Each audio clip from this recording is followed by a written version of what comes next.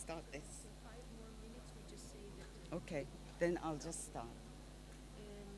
It's It's five okay. minutes to 9. Yeah, I mean, Huh? yeah, in 5 minutes at Yeah, you 9, start. You start. 9:01 I will start. Yeah, But I'll I will just ask start people to. calling for, Yeah, if you ask them to take the seats. Yeah. yeah.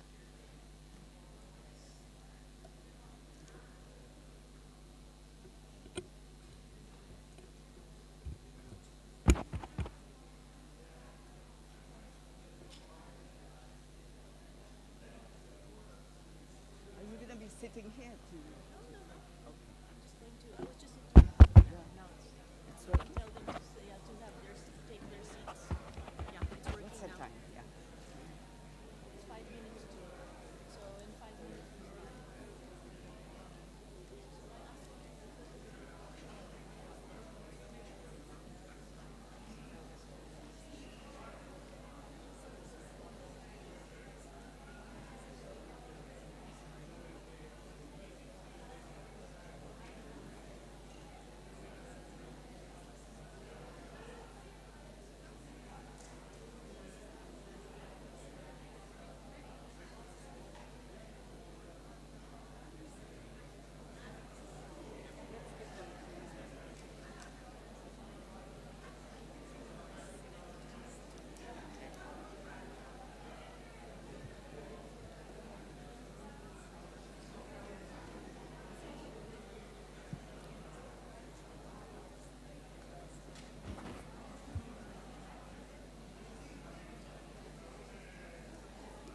Are you okay? I just wanted to get my laptop in case. Ah, okay.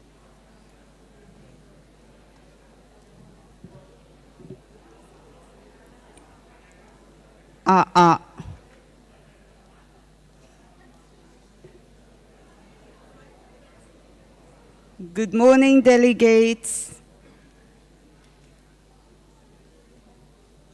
We will start the workshop in about 3 minutes. So if you would start taking your seats, please.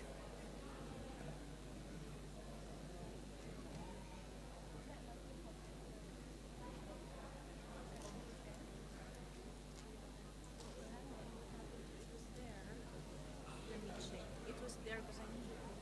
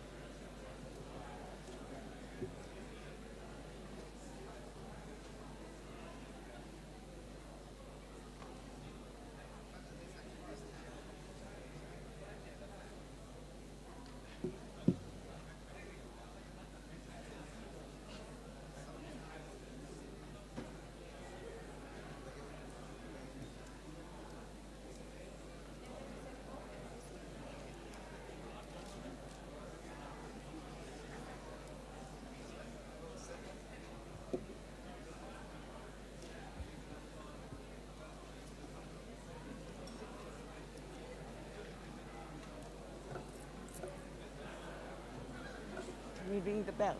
No? Or ping ping? No? No more. Hello, hello, hello. It is 9 o'clock sharp.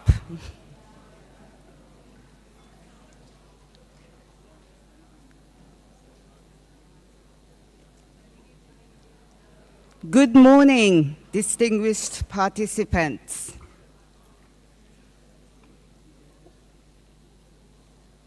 Let's start our workshop on strengthening effective implementation and enforcement of the Montreal Protocol.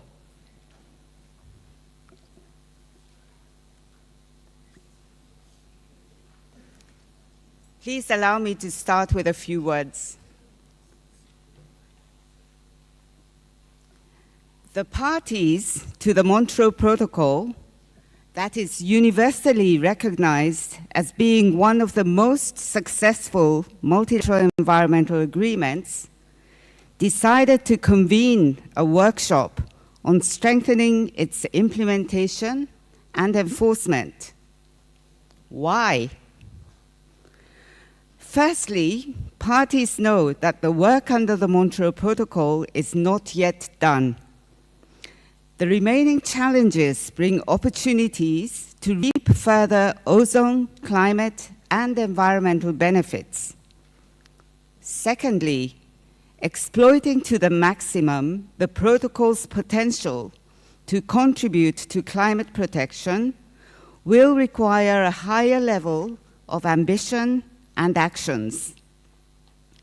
Thirdly, the parties recognize that continued success requires sustained action, vigilance, and a strategic vision into the future that must be translated into concrete actions. To meet the objectives of the workshop, the Secretariat has drawn from the widest possible range of experts who will be looking at the question of how to strengthen the protocol from different angles and providing in-depth perspectives. On behalf of the Secretariat, I thank all the facilitators, rapporteurs, and presenters who so generously committed their time and effort to prepare excellent presentations and interventions for the workshop to stir our thoughts. I hope that the workshop will stimulate discussion and inspire ideas for further consideration at the OEWG, which starts tomorrow. I would like to invite everyone to participate actively in the workshop. Please contribute your thoughts and ideas. Ask your questions to the panelists. Let's have a good workshop. Thank you, distinguished participants. I now hand over the floor to Maria.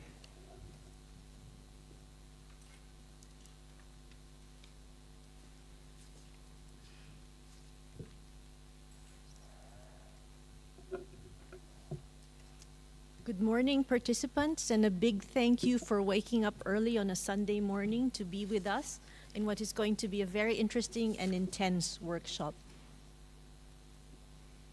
So I'm here to talk about the workshop structure, just to refresh your memory in case you haven't looked at the program and the concept note.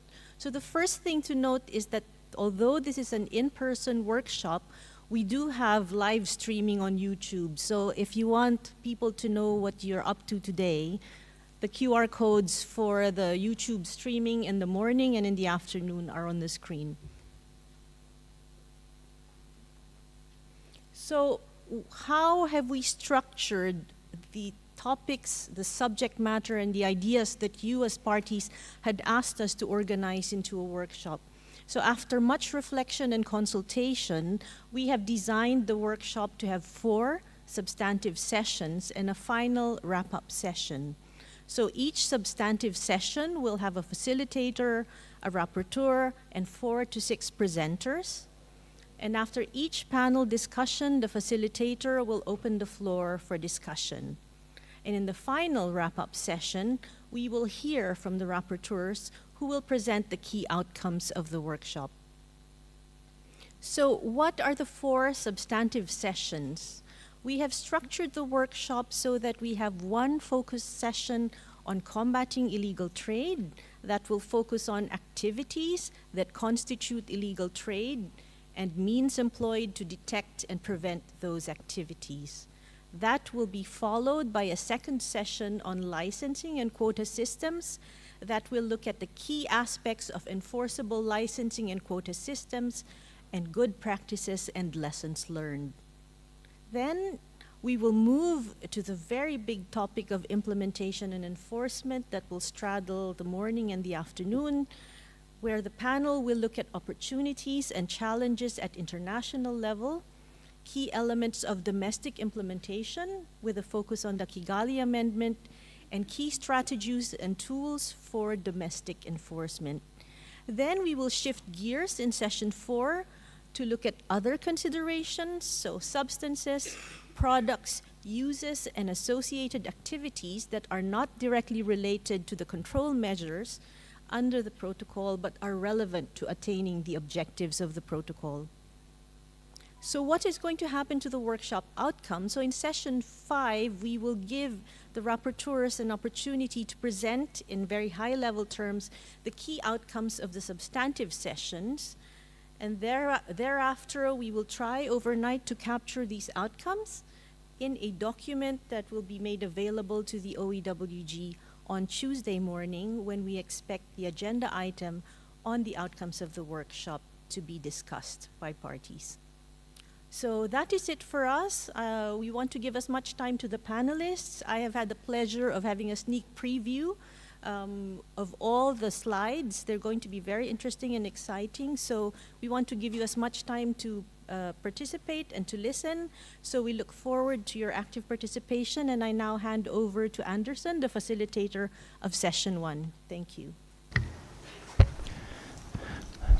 Good morning to the distinguished delegates, members of the TIAP, SAP, agencies and observers. Thank you very much for the panelists and also for you all today for dedicating your Sunday to discuss this, to participate in this very important workshop. So our first session, we will discuss combat illicit illegal trade. We will run until 10:45. And during this time, we expect to foster discussion about key considerations related to illegal trade, but also exchange experiences and lessons learned in regards to approaches, practices, and technologies to combat the illicit trade. In the end, we expect that this session will enable the OEWG to discuss this issue under the relevant agenda item during this week. So with no further ado, I would invite Ms. Liazat Rabiosi, who is a program officer with the Ozone Secretariat, to provide us the initial overview about the issue. Liazat, the floor is yours. Thank you very much, Mr. Facilitator. Good morning, dear distinguished participants. In my presentation, I'll present the content of the note to the main document of the workshop that summarizes cases of illegal trade as reported on a voluntary basis by the parties to the Ozone Secretariat. And they have been doing so as called for in key 3 decisions in this respect. Decision 14/7 that was adopted in 2002 that invites parties to report fully proved cases of illegal trade. Secretariat is invited to collect this information and to disseminate to all parties. It also specifies condition under which these illegally traded quantities reported to the Secretariat on a voluntary basis are not counted against the parties' consumption. Decision 31/3 expands this request to illegal production and consumption of controlled substances, including HFCs. And the most recent decision 34/8 also, in addition to the fully proved cases, invites parties to provide any information available about illegal trade situations if possible. So we, as a secretariat, we've been compiling all the reported cases into an online database that is available on our website, and this is just a snapshot of how this data is recorded based on the template that we share with the parties. So far, we have 559 reported cases over the period of 20 years since the first decision was adopted, with a slight increase in, not slight, but significant increase in submissions over the last few years. 46 countries have reported such cases with an equal split between Article 5 and non-Article 5 parties. And 13 of these parties reported 85% of the cases, with the top reporting countries being Bulgaria, Lithuania, and Poland. Commonly traded substances are listed in this table. It must be noted here that the way the information is provided is not always very consistent, including the numbering conventions. So we've been paying a bit more attention to this over the recent years, trying to follow up with the parties, but overall, based on these challenges, we've estimated that the total quantity of illegally traded substances as reported in these cases amounts to 1,781 metric tons. And also the USA recently reported to us this amount of HFCs identified and intercepted in their country for the calendar year of 2022. This was just reported to us recently, not included in the note, but we included in this slide. In terms of methods of illegal trade, they remain relatively consistent across cases over years and across different regions. And the smuggling, we put it everything that indicates to the interception of illegal trade, but how exactly illegal trade happens, we couldn't identify from the information available. And under this smuggling category, we also included trading in disposable cylinders. It seems that a sizable portion of illegal trade is facilitated by the use of disposable cylinders, which is the use of which is banned in a few countries. Many cases, most of them relate to cases of illegal import, and very few refer to illegal exports. Common means of detection, so customs clearance remain a main channel where these cases are identified during the routine document inspection based on risk profiling, leading to physical inspection of shipment, and also random checks have been mentioned quite in many cases. As well, investigation and special law enforcement operations already, as once the illegal trade happened and penetrated to domestic market, has been mentioned in few cases, especially from the countries in the European Union. Tip-offs from informants, intelligence sharing between the agencies, data monitoring and verification, also quite an interesting source of identifying such cases. And in many cases, we couldn't discern any details about the means of detection. In terms of enforcement actions, a range of them has been employed and imposed by parties, by countries. It seems generally they follow administrative, civil, or criminal court proceedings. So again, the details were not very clear, but this is an overall summary that we could come up based on the available information. And in most of the cases, they follow administrative proceedings, legal proceedings, with the monetary fines being imposed in many cases, but the amount of fine ranges, suspension or revocation of license and registration, re-export back to the country of origin, including also warning, notifications, and education of the offenders. Criminal court charges have been also mentioned, with arrests in at least 14 cases that have been reported to us, and with imprisonment up to 12 months in prison. And also ongoing investigations, which would be interesting to see also what has happened in those cases. Disposal, and of course important to understand what happened eventually with these seized controlled substances. As you can see from this chart, in many cases, destruction according to the proper procedures and technologies, as mentioned in some cases, has been applied, re-export to the country of origin, and unfortunately, in almost half of the cases, we couldn't identify any details in relation to disposal methods. And just to share quick conclusions, data limitations and representation, that it's what we presented is based on only 559 cases that have been reported to the Secretariat, so it's quite limited in terms of number and geographical coverage, so could indicate that the true scale and severity of the problem is not known to us.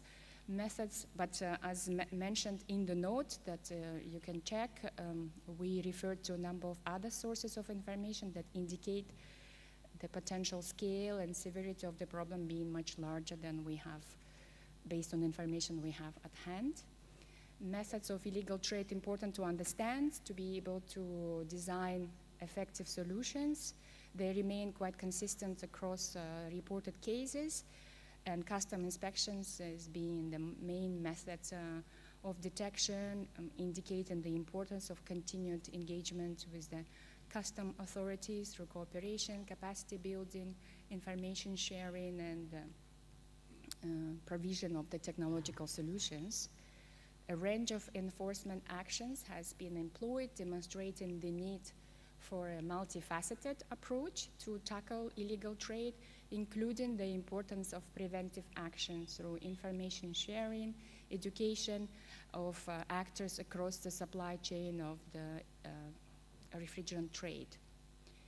And as was mentioned also by the Executive Secretary, the importance of continued vigilance and investment into effective monitoring frameworks. In addition, parties could consider additional incentives for the reporting of illegal trade cases by parties, perhaps by clarifying conditions when the illegally traded substances and their relation to compliance, and maybe investing more into the visibility and positive reinforcement schemes such as East European and Central Asian Customs Award Scheme that has been running in that region for some time, and also improving the consistency and comparability of the reported data for us to be able to provide more insights into this area. Thank you very much.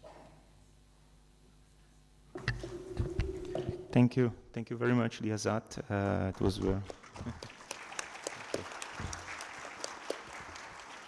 it was very interesting to learn how the Secretariat receives and helps the parties to understand the voluntary reporting that is done, and the importance of this reporting, because it shows how the illegal trade methods are being exercised, and also help us to learn about the investigation and penalization methods that in the end can help parties to improve the profiling of the trade, but also understand what are the alternatives in terms of disposal of these sized HFCs. So I'll now hand the floor to Cindy Newberg, who is a director of the U.S. Environmental Protection Agency Stratospheric Protection Division, and which is responsible for implementation of the Montreal Protocol and the domestic implementation of legislation in the United States. Cindy will explain to us the whole of the government approach to HFCs phase down by exemplifying the work of the United States Interagency Task Force on Illegal HFC Trade. Cindy, the floor is yours. Thank you. Am I on? Sorry. Good morning. It's a little early. I'm still maybe a little bit jet lagged. So we wanted to maybe present a little bit on how we thought about standing up regulations for HFCs. And we looked at our experience with ozone depleting substances and looked at what worked and what didn't work, and what we could do better and improve on. So in particular, some of the key points we thought about was to start early. What I mean by that is, as we were standing up our regulations, as we were thinking about setting up our licensing system, we thought about what would be the best way to work across the US government, sort of a whole of government approach on HFCs to prevent illegal trade. So rather than combat or address or deal with after the fact, our goal was to prevent illegal trade from the beginning. And so we worked through the White House, through the United States government, and worked with the key relevant agencies.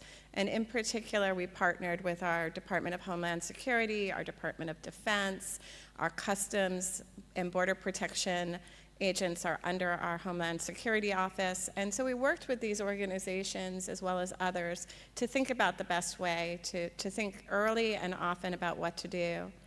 And we created what was our mission, and there's a couple of words that start with D that we thought were very important. So deter, detect, and disrupt any attempts at illegal trade. And what we meant by that is that we don't want to wait until somebody's identified something. We want to think about how do we disrupt those practices from the start. How do we look at what we see as common practices or practices we see at for example, one entry point into the United States, and make sure we've shared that with agents at all of the entry points. And the United States, we have a lot of entry points, right? We have 2 large land borders, we have sea borders, we have material coming in from air, as well as from rail and from trucks. And so we started really thinking about how do we do that? And then how do we partner with these agencies on a regular basis? How do we work with our Department of Justice to know what kinds of things they would want referred to them? And so we set up a routine. We meet with our customs team every week. And we've been doing this since before our regulations were started. And then we looked at what could we do once we have information, and we are able to work with EPAs. We have our own civil and criminal enforcement agents. They can partner with our customs agents, and together look for those practices, stop those practices, and take cases where appropriate. So you see on this slide, maybe one of the key points here is we've stopped over 1 million metric tons of carbon dioxide equivalent of HFCs from entering the United States. And that's where we've identified those shipments in 2022, so just in that one single year. And we've been able to identify them and then take action on those. And then I'll talk about a little bit more some of the other practices we've been looking at. So amongst other things, when we thought about this, we also thought about, well, what else can we do? You have sort of traditional enforcement, where you find something, you stop it. You either, and as Leah said, you could re-export it, you could destroy it, you have activities you could do. We also thought about what more we could do, and on the next slide I'll actually go into a little detail, but we came up with this idea of administrative consequences, where we could take action that was more, in addition to sort of traditional enforcement, but action to sort of make that message clear that if you were to import illegally or import without allowances, what actions could we take there? That would be in addition to other types of action we would normally take. And then we worked with a couple other concepts that we have in our regulations for HFCs that were new and different. For example, we have a third-party auditing where we can ask for auditing by, basically I think about it as you're going to sort of companies that do general accounting and you're asking them to audit the records of companies. And that piece of the regulation is in the process now of being implemented, but that gives us another tool that we didn't have before. And then maybe the last point I want to highlight in this slide is data transparency. We've been very clear that we are providing very publicly the number of allowances companies have. And this year, now that 2022 is completed and we have that data set, as we complete our verification of that data, we're going to post how many companies used their allowances, what allowances went unused, how much was left that was traded. Those types of information we think is helpful because it's not just us who are monitoring the regulation, but industry manages and thinks about the practices of their counterpart companies. Our non-government entities look at this as well. So we feel like the more data we can make transparent and available, the more people can look at that information and think about it. And I said I'd come back a little bit on what we mean by administrative consequences. This is something we did not have in our ODS regulations that we have in our HFC regulations. We can take action to reduce the number of allowances a company has if they have done something that is inconsistent with the regulation. So if they import and they didn't have allowances, we can reduce the number of allowances they have in that year or in the next year, both by the amount of allowances that they needed plus a premium. So for example, to date we have taken 150% from companies that have attempted to import without allowances. So that's quite a big incentive from our side to make sure that the practices that are happening are consistent with the regulation.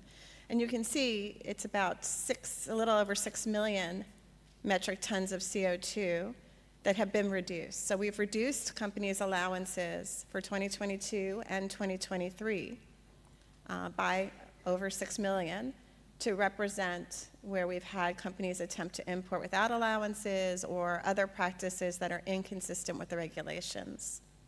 So between that and then, as I said, we had 1 million that were stopped, where we've actually stopped shipments. We think that those two mechanisms, the traditional enforcement mechanism and this new mechanism, have given us a way to incentivize better compliance with the regulations and to take action quickly. And it goes back to what I said at the beginning. Our goal here is to prevent illegal trade. It's not just to combat it, it's to prevent it. So anything we can do that stops the illegal practices ahead of time is where we've focused our time. And a lot of this means working with our customs agents, working with brokers, working with stakeholders, and doing so often. We know people change jobs, we know there's transition, and so we need to have a mechanism to ensure we're sharing information. So those were the key points we wanted to raise, and look forward to the discussion. Thanks very much.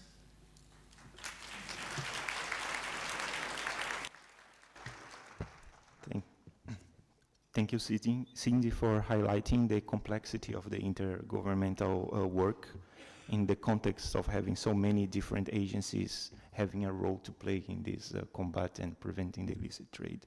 I think it is important because although majority of the parties, they don't have the size and the number of the entry points of the United States, they also suffer with the complex interagency relationship and also the high turnover of the custom officers. They are the frontliners of the work, so hopefully this can generate some discussions. So our next panelist is Alice Kamayakawa. Alice is a Principal Environmental Officer of the Ozone Depleting Substances Unit within the Department of Environment of Fiji. And she will present us the issue related to the licensing of foreign flagged fishing vessels in relation to the controlled substances under the Montreal Protocol. Alice, the floor is yours. Good morning, everyone. This morning I'll be presenting on our licensing system in Fiji in terms of foreign flagged fishing vessels. In Fiji, we are part of the Pacific Islands. It's a very small island country, and we have about 330 islands, where about 110 are inhabited. We're also a hub in the Pacific where most fishing vessels come from the Asia as well as in the Pacific Islands to come for servicing and maintenance, also purchase cylinders before they go out to the fishing industry, going out to the fish to fish in the ocean. In terms of our system, in terms of licensing, in monitoring foreign flagged vessels, we not only look into the local flagged vessel, but we focus as well on the foreign vessels that come into the EEZ. This is the process in which we get to monitor them. From the Department of Environment, in which the National Ozone Unit is part of, we get to print out declaration forms which we issue out to customs agents, shipping agents, and to the engineers that are part of that communicate with these vessels. Once they get in, they have to declare the quantity and what type of refrigerants that they are bringing into Fiji. The declaration forms are filled by the shipping agents of the foreign flagged vessels. declaring on the type and the quantity of refrigerants and on board, and then they are submitted to customs that do the monitoring out at sea. The customs officers will conduct physical inspections as well, just to ensure that whatever they have declared on paper is as what is in their vessels. In the event of declaring the quantities and the type of refrigerants, in the event that they get to wrongly declare, customs is empowered to do any seizing or confiscation of these wrongly declared refrigerants, and they get to pass it over to the NOU to our custody. There are always quarterly meetings that we get to do with the enforcement agencies and also to the customs agents and shipping agents, whereby we get to see who is to be red flagged or flagged to customs for their monitoring. In terms of per shipment export, we issue a per shipment export permit to authorized exporters of HCFC 22 for every supply of refrigerants to the foreign flagged vessels. The authorized exporter, they enter each transaction, so it really goes down to at least one refrigerant that is being supplied to any foreign flagged vessels that is entered into the data, into the customs entry for customs, and that is how we get to monitor how much is going out to foreign flagged vessels. Once entries are approved, then they get to be supplied with HCFC 22. Exporters are mandated to submit records of exports to the National Ozone Unit on a quarterly basis. Also, in terms of our monitoring, there are always areas of improvement, and Fiji is planning to implement annual export license only for foreign flagged vessels for a robust data monitoring mechanism. Just an additional, we have excellent cooperation with customs because we have a memorandum of understanding in place with them since it's been ongoing for about 10 to 13 years now. We also do trainings and awareness with customs and shipping agents. Also, entry of foreign flagged vessels is monitored by customs through declaration forms, and surveillance and patrols are also done by other enforcement agencies that we get to train, and that includes Ministry of Health, Biosecurity, Fisheries Department, Fiji Navy, and they conduct surveillance and patrols in Fiji waters to monitor fishing activities. Vessels inspections are also conducted on any vessels, local or foreign, entering Fiji waters. This is just to deter any illegal activities and non-compliance with the local regulations. They also, as I mentioned, that they are trained with the NOU. Local servicing companies that get to be subcontracted by some of these foreign flagged vessels that harbor at the ports, they have to provide the NOU on their servicing and maintenance records, and it is mandated under the law. Thank you.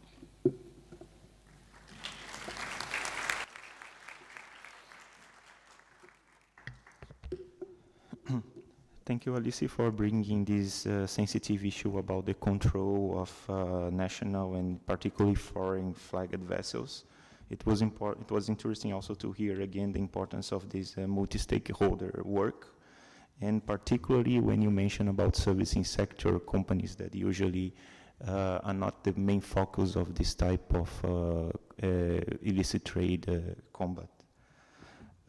So now we are going to pass to Anna Eva Koblecka, who is the technical officer and environment program manager in the Compliance and Facilitation Directorate of the World Customs Organization. And she will present us information about advanced cargo procedure and also some reflection about control on free trade zone. Anna, the floor is yours. Thank you. Thank you. Good morning. In my presentation, I will point out that customs have means of preventing illegal trade, also in the context of facilitating the need for facilitating of trade and the rising volumes of trade and complexity of supply chains. In the international trade, customs are responsible for monitoring and controlling trade, which is demonstrated by facilitation of legal trade and detecting illegal trade. In my presentation on advanced cargo information and free zones, I will make the link between facilitation and enforcement of trade measures to give some food for thought in the context of the control of Montreal Protocol substances. Before the session, I was asked whether I'm going to speak about disruptive technologies, maybe later. But for now, I will just set the context and provide a few insights on the issues that have been already recognized and translated into standards and recommendations, but they need to be implemented at the national level. Advanced cargo information and free zones have been given attention by the WCO members who endorsed certain standards, recommendations, and guidance in this regard. And as I said, it needs to be implemented at the national level. One of the most important tools aimed at securing the international trade is providing customs with the advanced cargo information. This is a generic term covering preloading and pre-arrival electronic information as set in the WCO framework standards to secure and facilitate global trade. It's been recognized that providing customs with certain data may shorten the clearance time while ensuring safety of the supply chain. The data needs to be provided in an agreed format known as the WCO data model, that is the universal language for cross-border exchange of data. Advanced cargo information allows for mitigating security risks prior to loading or prior to arrival of cargo, and enable to separate high risk and low risk shipments. And in this way, customs have more informed decisions on the restrictions pertaining to goods. Data that need to be presented to customs pertain to the goods themselves, so that customs can assess if customs procedure requested by the trader can be applied, as well as the involved stakeholder, either the importer, exporter, agent, or carrier, needs to present data necessary to identify the goods and the means of transport. There are also specific indications when, depending on the means of transport, the data need to be presented, and there are also some other specific data necessary for sea shipments. For security purposes, customs should not require more details than listed in Annex 2 of the standards. However, customs may request supplementary declarations if they deem it necessary to ensure compliance. Another area where customs should exercise their powers in the context of facilitation of trade, but in a way that should not compromise meeting the trade requirements, are free zones. As discussed over years by various stakeholders and researched by the WCO in 2018, free zones attract not only legitimate trade, but also illicit activities. Customs failure to conduct risk-based checks on free zones, tenant companies' compliance of records and goods could become a significant enabling factor for illicit trade. In 2020, the WCO developed practical guidance on free zones, which provides a number of clarifications on the role and scope of customs regarding controlled in-trade free zones, access to data, and cooperation. Due to the time constraints, let me now point out the cross-cutting issue between these two topics, which is the need for the risk management approach. In the context of advanced cargo information, customs need to be able to assess data and as early as possible.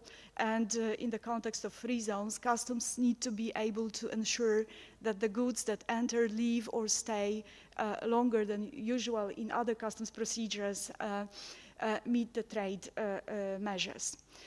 In this context, it is crucial that customs identify the scope of data that would enable them efficient risk-based checks. Which will, of course, the scope of data will depend also on the types of risks that have been identified by national customs administrations. There is also a need for effective data exchange mechanisms that will ensure that relevant data is presented to customs in a digitalized way, and most importantly, that this data is assessed by customs in due time and in a proper manner to ensure compliance with trade measures. The scope of data pertaining to the Montreal Protocol substances needs to be identified, and thus sharing information on cases of illegal trade is so crucial for customs. As I mentioned, there is available general guidance provided by the WCO on standards, but of course the WCO can provide support either through the environment program that I represent or any other WCO directorate or unit. Thank you for your attention.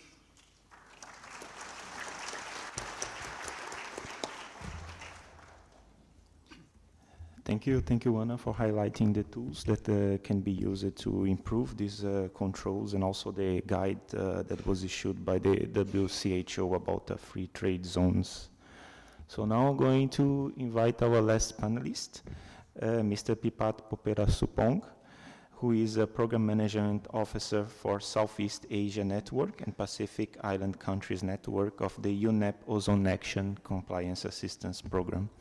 And he will present us the IPIC mechanism. Pipat, the floor is yours. Thank you, Anderson, and good morning, everyone. My presentation is on IPIC in short, and the full name of IPIC is Informal Prior Informed Consent, and I do believe that all of you are aware very well of our IPIC mechanism. And before I discuss into detail, let me give very quick overview of IPIC mechanism for our new delegate who might not be well aware if you are recently joining the National Ozone Unit. And IPIC stands for Informal Prior Informed Consent, and this is informal and this is voluntary. That means there is no obligation for the country to make use of IPIC mechanism.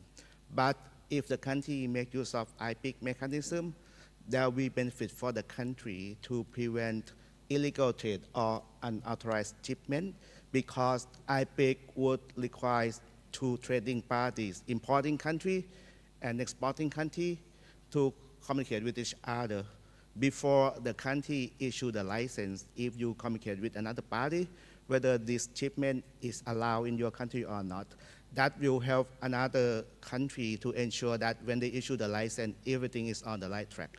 And this is IPIC mechanism. And basically, the IPIC will be communicated between IPIC focal point, and most of the case, it is a national ozone unit in most of the countries. And if you look at the right-hand side of the slide, and this is IPIC platform that UNEP we have completely updated in 2020, and we have been trying to promote the country to use IPIC in our network meeting and in any meeting that we have a chance to introduce the mechanism. And so far, we have around 103 per country that join IPIC mechanism. And this slide will give you in terms of how does it work for the IPIC. And if you look at the chart on the top of the slide, when the two countries, they are trading controlled substance, there will be exporting side and importing side. And ideally, we would expect that the exporting side and importing side, they are authorized by the authorities. And when we are talking about authorized, it means that the substance, the amount, all information about the shipment should be consistent. But in reality, and I'm sure that this is what you are facing, that in many cases, the trade might be recognized in one country, but might not be recognized in another country, or vice versa. And the worst case is the trade is not recognized even by two countries. And this is one of the reasons of the illegal trade. And basically, if the country exercise IPIC mechanism, at least we can prevent the circumstance that the trade is not recognized by at least one party if you communicate with each other. But in the case that the trade is not recognized by two countries, the country might need to find other mechanisms to strengthen enforcement of your licensing system. And I believe that we will further discuss in the later section of today. And in terms of how IPIC is being conducted, at the moment, we have two mechanisms. The first one is through our IPIC online platform that we promote to the country. And the second one, some country might have some limitation to use IPIC platform, and some country use email communication with another country to communicate. And that is good for us, as long as if the country can kindly copy UNEP so that we can keep record and then share information to also circulate and also make analysis on the use of IPIC. And in terms of benefit of the IPIC, you know very well that if the country exercise IPIC mechanism, it helps to prevent some illegal trade, or it helps to prevent some unauthorized shipment. And apart from that, what I also would like to highlight is it helps to avoid complication for the custom and authority to manage your unauthorized or unwanted shipment when it's arrived the country. We found a number of questions from the country that what we should do when we confiscate the shipment, when we seize the shipment at the custom. Because the custom in most of countries do not prefer to keep confiscated shipment in their premise because they don't have the storage. And if the country exercise IPIC mechanism, and this can be one of the ways that you can avoid this complication in the future when you don't want to manage your unwanted shipment. And the last one is to help minimizing different data difference between exporting and importing country. And we also found that in some cases, when the country communicate each other, the quantity is not the same. When the exporter approach exporting authority in the authority in exporting country, it is one figure. But when we communicate with importing country, there's another figure that you authorize. So this is the way that we can also make use of IPIC to help minimize the data difference. Next one. Okay, this one shows you the result of IPIC, and you can see that starting from 2020, there is increasing number of IPIC communication between the country, and we really appreciate the country collaboration to make use of IPIC mechanism. And the good news is we have seen increasing number of communication on HFC shipment, and this is good sign if the country is going to control HFC in the future. And we also have the number in the first 6 months of 2023, and so far we have around 1,675 communications so far. And we do believe that at the end of the year we will have more communication, and we will further communicate and show the result to the country. In terms of recommendation, yeah, we urge all the country to consider using IPIC mechanism, either through UNEP online system or email communication with another country. And if you can copy UNEP in the communication, that will be helpful. And the second point is, even if you are not member of IPIC, you can still make use of the IPIC online system as well. But we highly urge you to register in the IPIC online and then make use of the system. And another one is to enhance the data difference, like for the country that has really low number of shipments per year, if you can exercise IPIC on the shipment basis. Every shipment, that will be helpful for you, because sometimes even one shipment, data difference can really make big difference on your country consumption. And the last one is, UNEP, we are happy to support the country if you have any issue on the trade between countries. Thank you so much.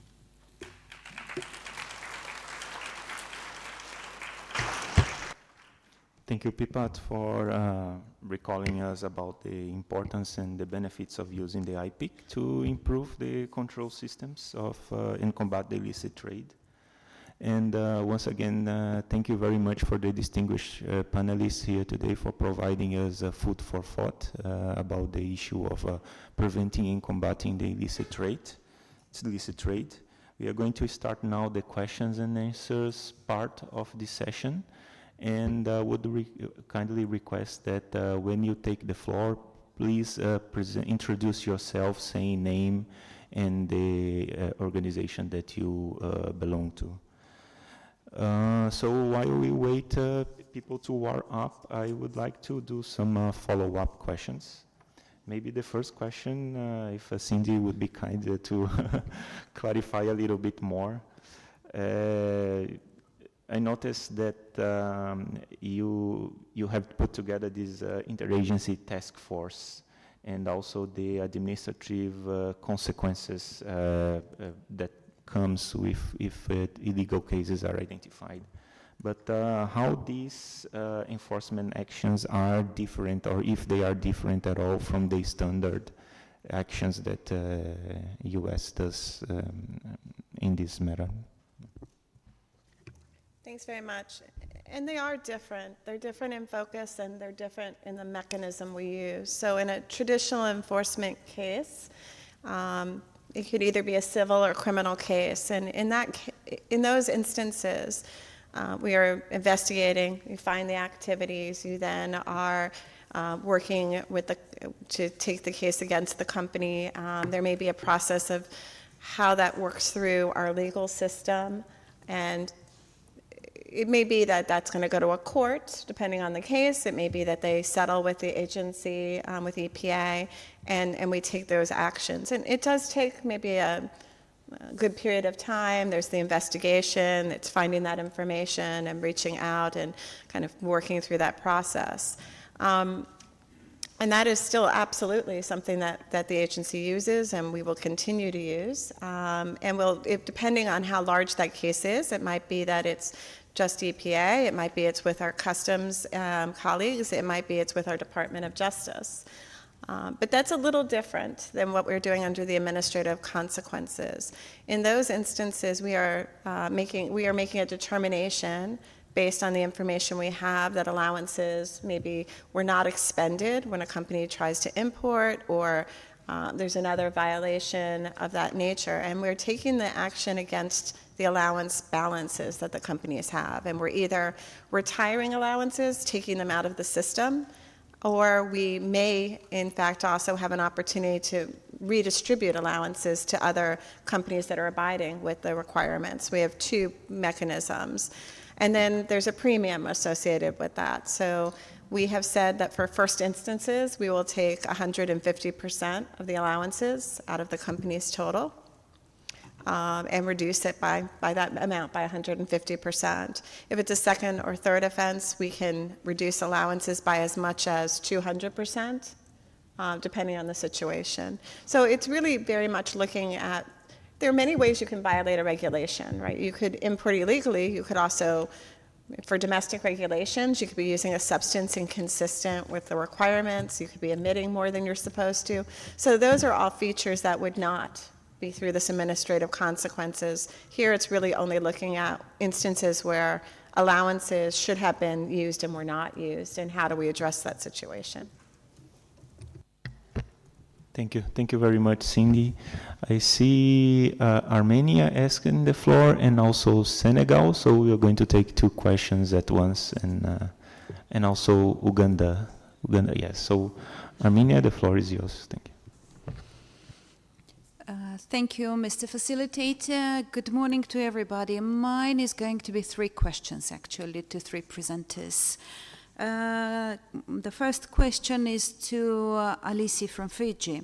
You mentioned that the foreign flagged vessels submit declaration of the type and quantities of the refrigerant on board, and that customs is checking to verify the declared information. I wonder whether this is a mandatory check by customs of each foreign flagged vessel, or whether it's just being done like selectively. And you mentioned also export. I wonder how frequent the export from your country takes place, taking into consideration that Fiji is not a producing country of any types of refrigerants. So my second question goes to Anna from WCO. And Anna, you mentioned that countries can count on your support, and I wonder whether the national ozone officers can contact you directly, or whether you require that this request for support goes through the customs services of the countries. And the third question goes to PPAT from Ozone Action. A significant number of rejected import-export requests were mentioned resulting from the IPIC consultations.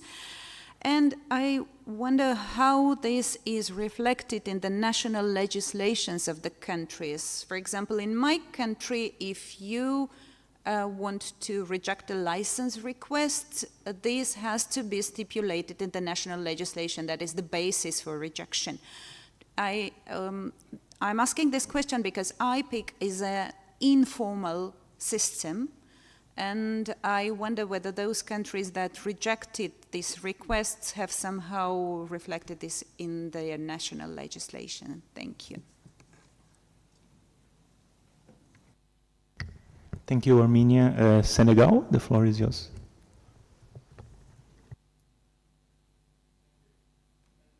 Facilitator, and good morning for everybody. And thank you also for this relevant presentation. I have three questions for Cynthia and one question for Fiji. For Cynthia, Mrs. Cynthia, you have different agencies. How do you organize? Because usually each agency have its own procedure, how you harmonize it. And if you have a lead agency among these inter-agency, and how you do the report. It is for Cynthia, Mrs. Cynthia. The second question is for Fiji on vessel control, foreign. So, for the control on this vessel, did you train the custom on how to control on sea these foreign companies? Because it's different, for example, if you have to control factories. Yeah, we have plants, factories, but if you are on sea, it's totally different. You can have experts, but before that you need to train them on how to move on this vessel. Thank you very much. Thank you, Senegal, and now Uganda. The floor is yours. Thank you. Good morning, everybody. I'm Margaret from Uganda. My first question goes to Liazat. I hope I've pronounced it well. About post-clearance audits.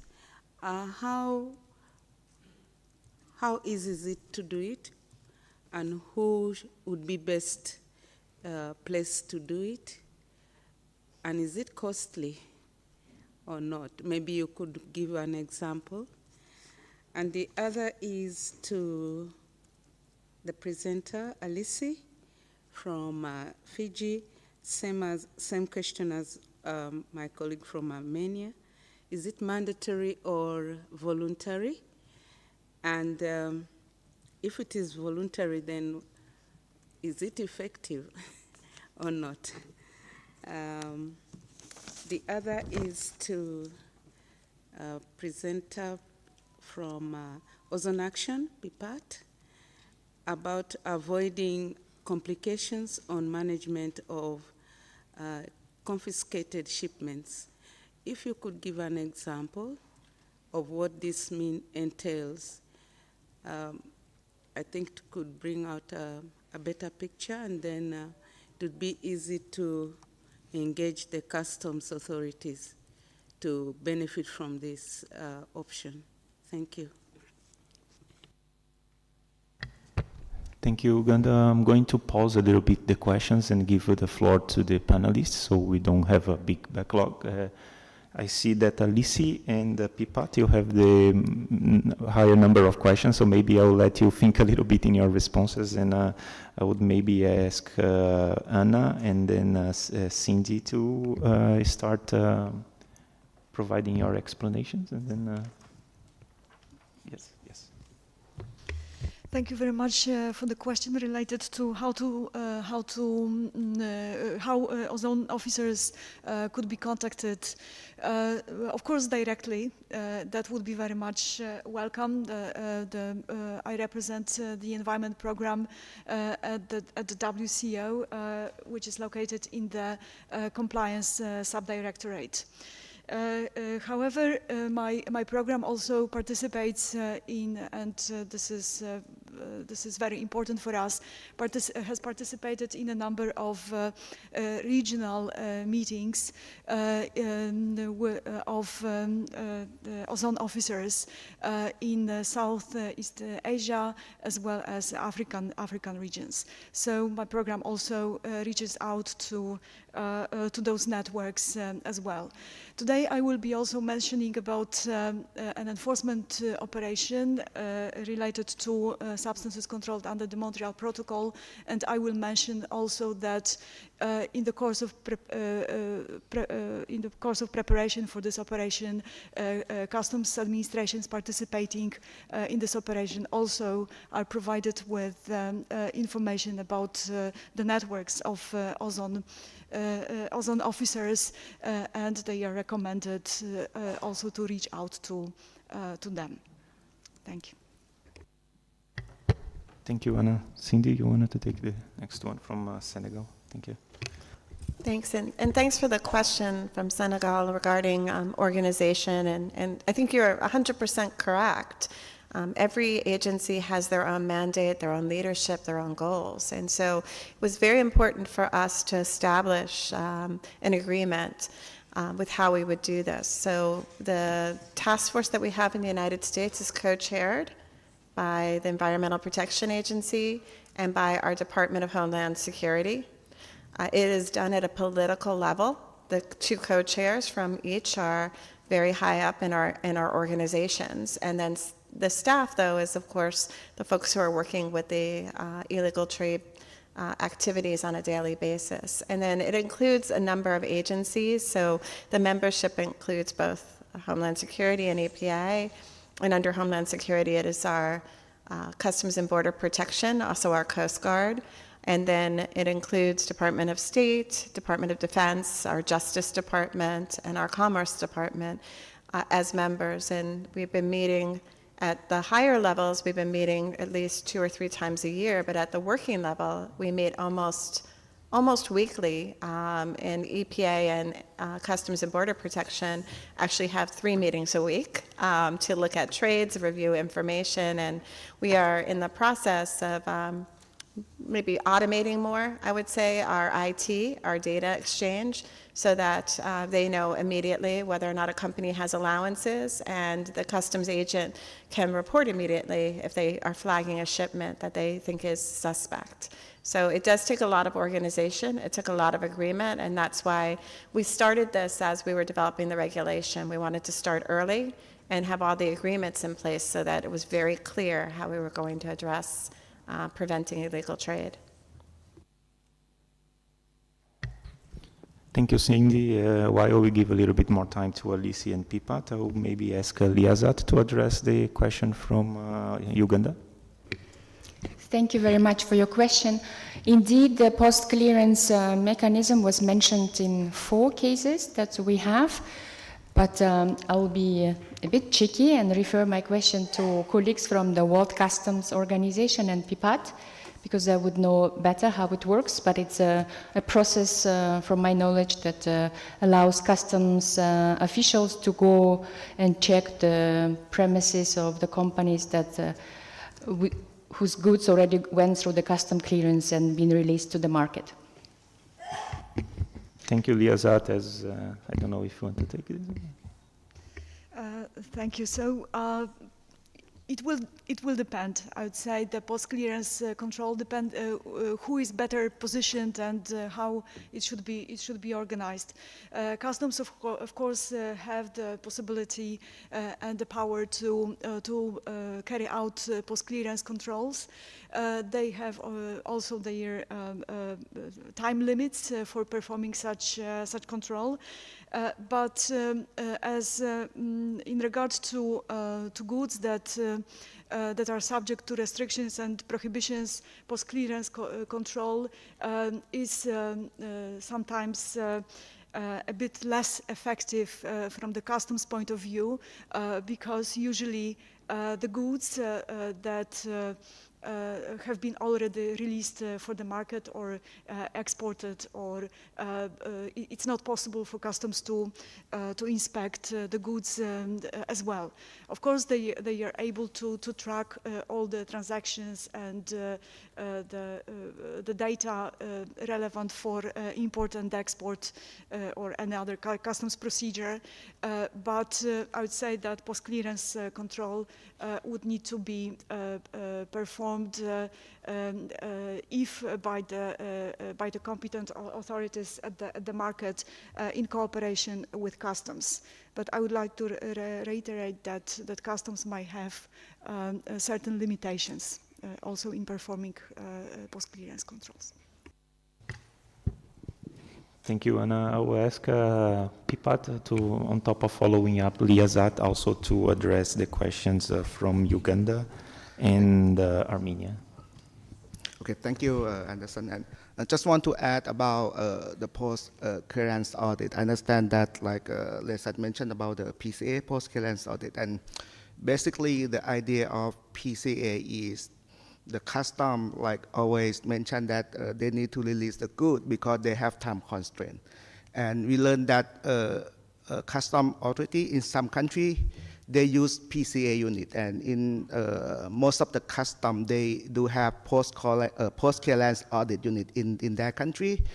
And the work of the PCA unit is to cross-check declaration of the shipment after the good is released from the custom checkpoint. And if the custom found any data discrepancy between like among different documents, they might further investigate. And in one country in this region, like when we had the workshop with the custom and national authority in like Vietnam, they have really good mechanism on PCA, and PCA can really help to enforce the regulation, because based on the custom regulation in that country, even if the importer, they import without license, for example, the custom is allowed to fine up to 4 times of the cost of commodity. And this is one of the mechanisms that can really make the importer to be aware that you need to have the import license if you want to import the controlled substance. But in case of the small declaration, it might be small fine. So it depends on the case, that depends on the intention of importer. Thank you. Thank you, Pipat. Do you want also to take the questions from Uganda? about the issues about the additional complication on confiscated shipments, and Armenia about how the rejected cases are handled by countries in terms of their national legislation. Okay, yeah, thank you. Okay, let me respond on Uganda first about when I mentioned about complications. We are urging the country because we found that in some circumstance there was on-spot import. Basically, on-spot import means like the shipment arrived the country, but there's still no import license. And what some NAU did is just to issue the license to importer. So the question is how much we are serious with our licensing system. If you continue to issue the license, even when the shipment arrives the country by saying that, oh, we still have quota left, they still have quota left, and we still have some remaining amount so that we will not go over the limit of the country. But at the same time, we are sending wrong signal to importer, because in the future, if somebody can do like import without a license and the custom is not aware, they can bring the shipment into the country without a license. And so that's why we are trying to urge the country that please enforce the regulation. If you have the regulation, please enforce it.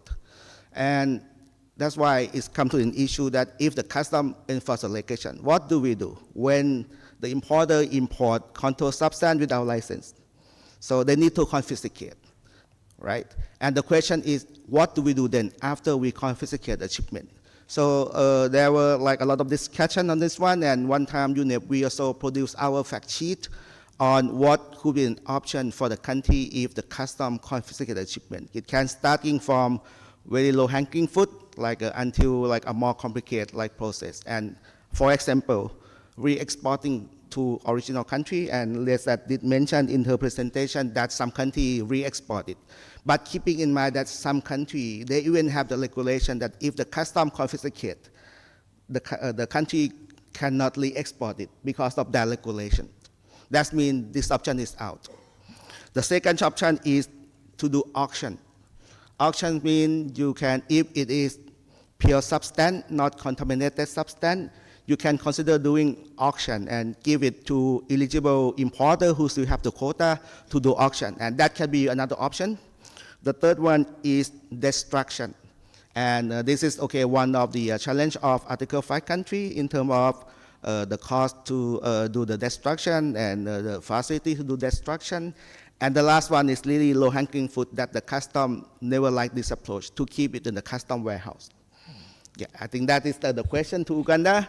And in terms of Armenia, I would say that it depends on the country regulation. Based on our review of the country regulation, we found two types of the provision. Like one region, most of the regulation mentioned that no one can import or export controlled substance unless the import or export license is granted by, let's say, authorized officer in the country. So they ban first, but they exempt later.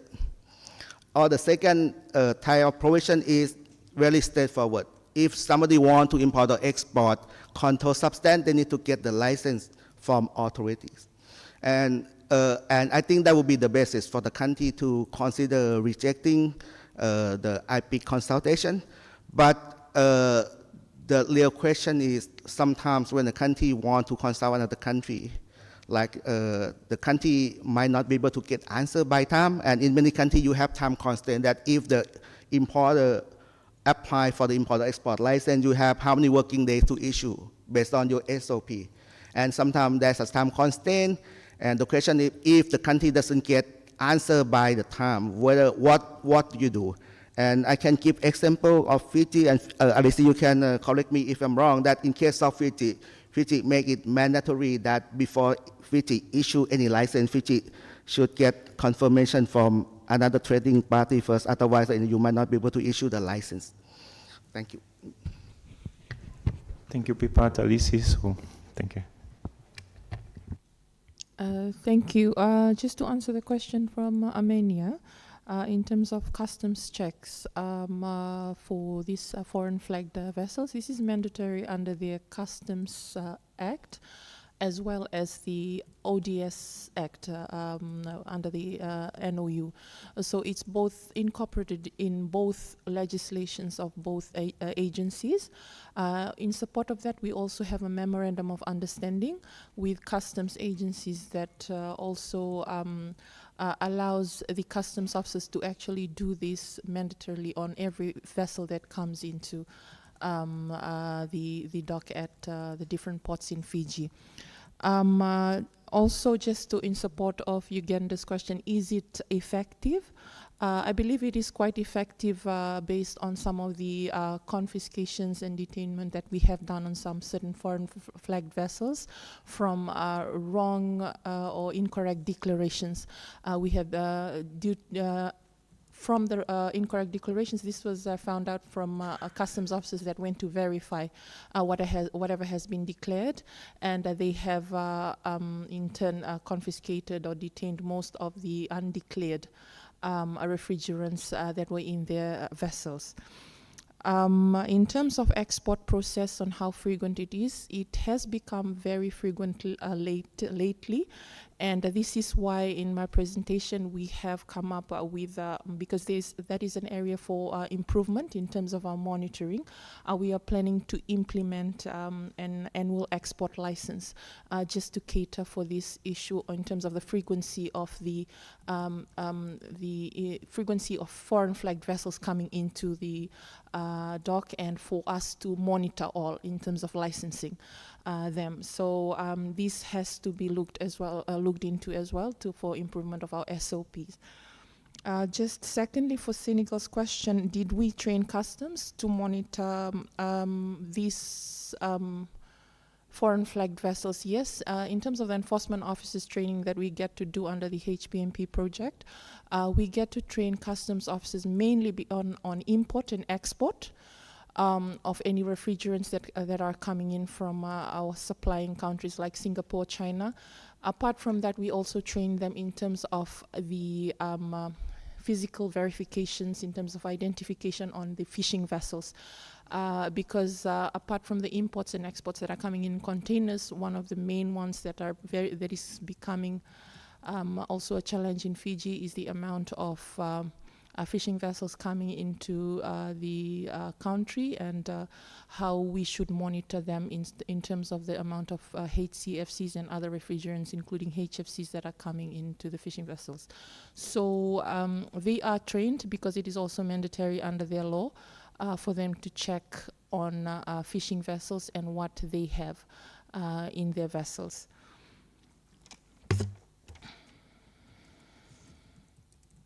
Yeah, thank you. Thank you, Alice. I see 4 more delegations asking the floor, and maybe one follow-up from Senegal also. But before I hand to you for your questions, I would make some provocation to the audience also, because as you know, the Ozone Secretariat and the rapporteur, they will report in the plenary, OEWG plenary, on Tuesday about this agenda item. So it is also your opportunity to provide your lessons learned and experiences and suggestions about procedures and tools to prevent illegal trade. So delegations, please be free instead of asking questions, if you also want to provide your valuable experiences during this initial session. So I will hand over first to Indonesia. Is the first in the list, Indonesia? No, it is India. Thank you, facilitator. Good morning to all. My question is from Miss Cindy, USA. In terms of accomplishment, it has been said that 1.06 metric ton CO2 has been prevented. Can we have more details on what are the substances? And with regard to third-party audit, we want to understand whether it is mandatory or on a specific request. Next question is from Ms. Anna, WCO, regarding advanced cargo information implementation guideline. It has been informed classification is done as a high, low, medium. We want to understand what is the basis of such classification. Thank you. Thank you, India, and I'm sorry for that. The second one asking the floor is Nigeria. Nigeria.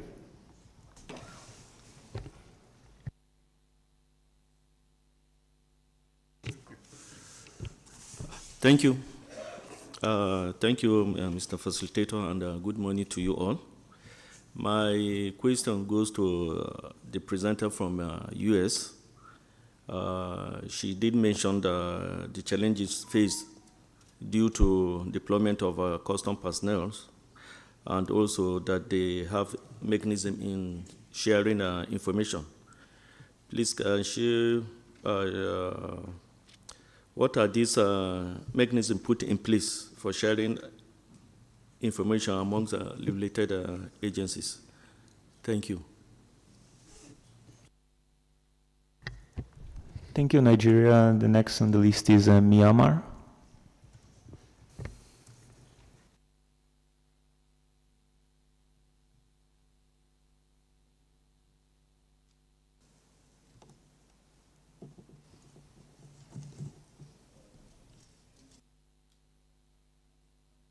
The Director of the Climate Change Division under the Environmental Conservation Department in Myanmar, also the NO of the Myanmar as well. So regarding the illegal trade, so we are suffering from that, but the source of problem is that we could not calculate our baseline data. That's why we received the very less quota, much lesser than what we wanted. And that's all happening. Another issue is that the some other countries, even though they are smaller than us, they are receiving a higher number of quota. That's why illegal is happening, I think. So now what we would like to request is that whether the HCFC quota can be revised or amended. And second question is that in the context of HFC, we are trying to collect all the data, including both legally imported data and also other data imported to our country. So then we are trying to make our assumption of the HFC imported to our country. So is it reasonable for that? So that is my second question. Thank you. Yes.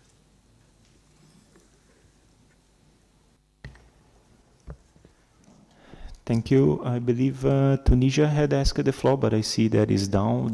Tunisia, you still want to make a question? Mr. Facilitator, good morning for all. I have a suggestion regarding the IPEC mechanism. For example, this IPEC mechanism is very interesting and effective for Tunisia to control the ODS and HFC's import and export and to exchange information between importers and exporters. Tunisia used this mechanism since several years to exchange this information. However, this mechanism become hard for National Ozone Unit because we receive many applications in the week. And my suggestion is to reduce the duration to answer to this application, because the IPEC mechanism, they give us only 5 days to answer for these applications, and this period is very short. We have in some cases we have not enough time to have answer for this application. My suggestion is to extend this duration, for example, for 10 days. 10 days. Thank you. Thank you, Tunisia, and I believe Senegal has a follow-up question. Is that correct, Senegal? Short question regarding for Anna. You know, control on free zone is very sensitive. So what is the recommendation for the custom on how to manage the illegal activities on free zone? Thank you.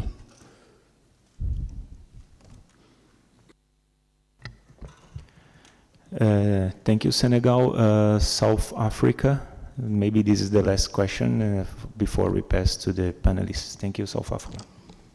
Thank you. Thank you very much. And thank you for the presentations. I have two questions. One to Cindy.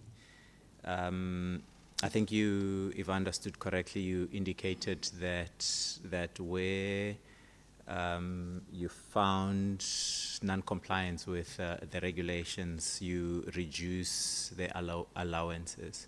I want to check, with the reduction on allowances, do you then allocate to someone who may need the allowances, for an example, then you increase their allowances? That's just to check on that.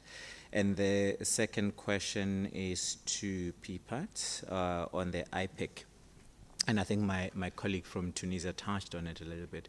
I just want you to please comment on the timing of responses from the different countries.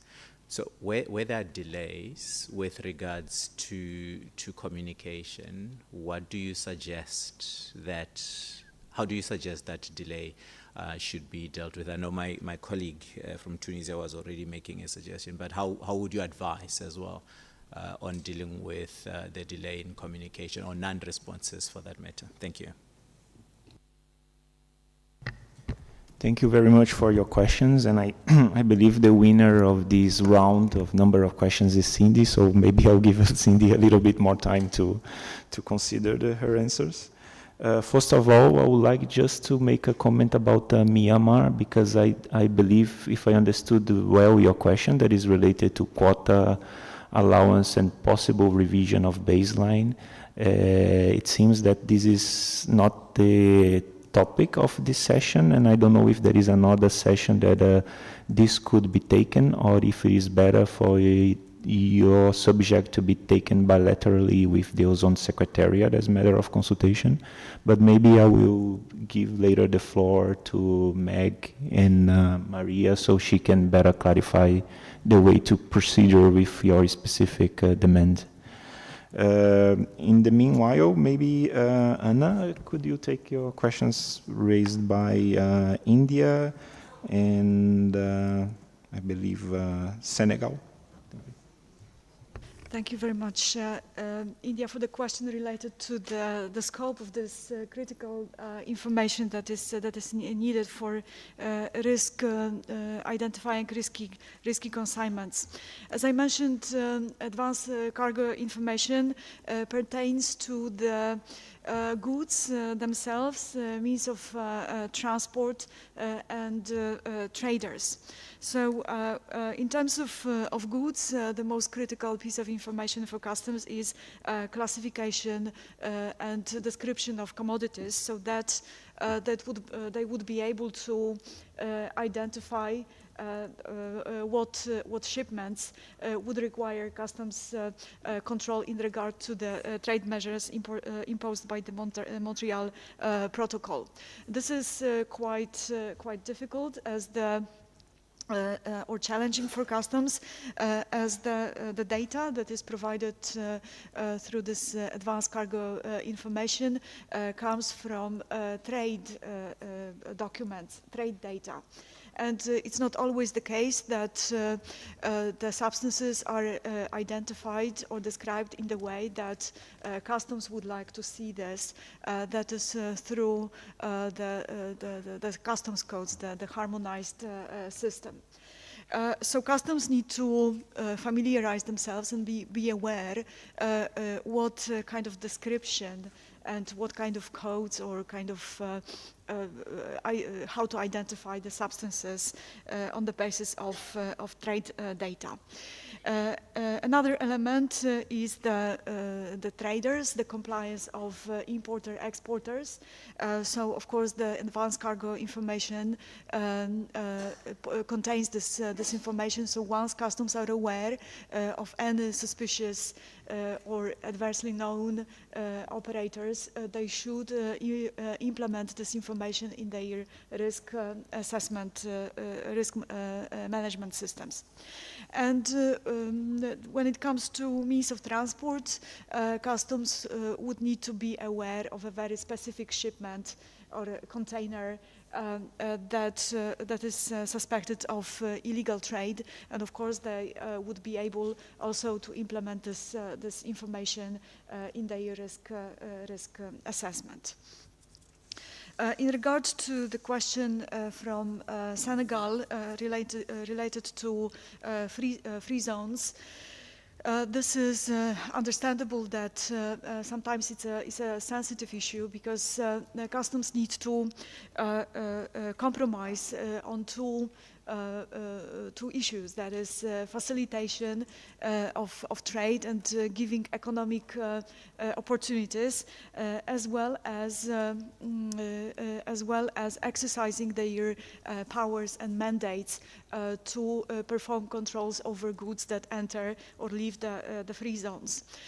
So, as I mentioned in the WCO research paper and the guidance document that was mentioned in my presentation, and I strongly encourage you to have a look at this because it clarifies a number of issues that I will not be able to point out here due to time constraints. What seems crucial is that the understanding of the scope of customs mandates. Sometimes administrations they consider that free zones are outside of the territory and of the country, and they are thus outside of the customs surveillance, which is not the case, and the guidance gives reference to the revised Kyoto Convention, which clearly states that free zones are within the customs mandates, the scope of customs controls when it comes to ensuring that restrictions and prohibitions and the safety issues are complied with. They indeed, the free zones they have and enjoy relaxed procedures related to tax issues. So as a starting point, I would say that it would be necessary to make it very clear to all the stakeholders in the supply chain that customs have a role in free zones when it comes to surveillance and implementing trade measures. Sometimes it needs to be supported by national legislation that would clearly indicate the powers of customs. Thank you. Thank you, Anna. So before I pass the floor to Pipat, just one clarification and one quick housekeeping. About Myanmar, the Ozone Secretariat confirmed that they will take your issue bilaterally, so I would kindly ask you to approach the Ozone Secretariat during the break.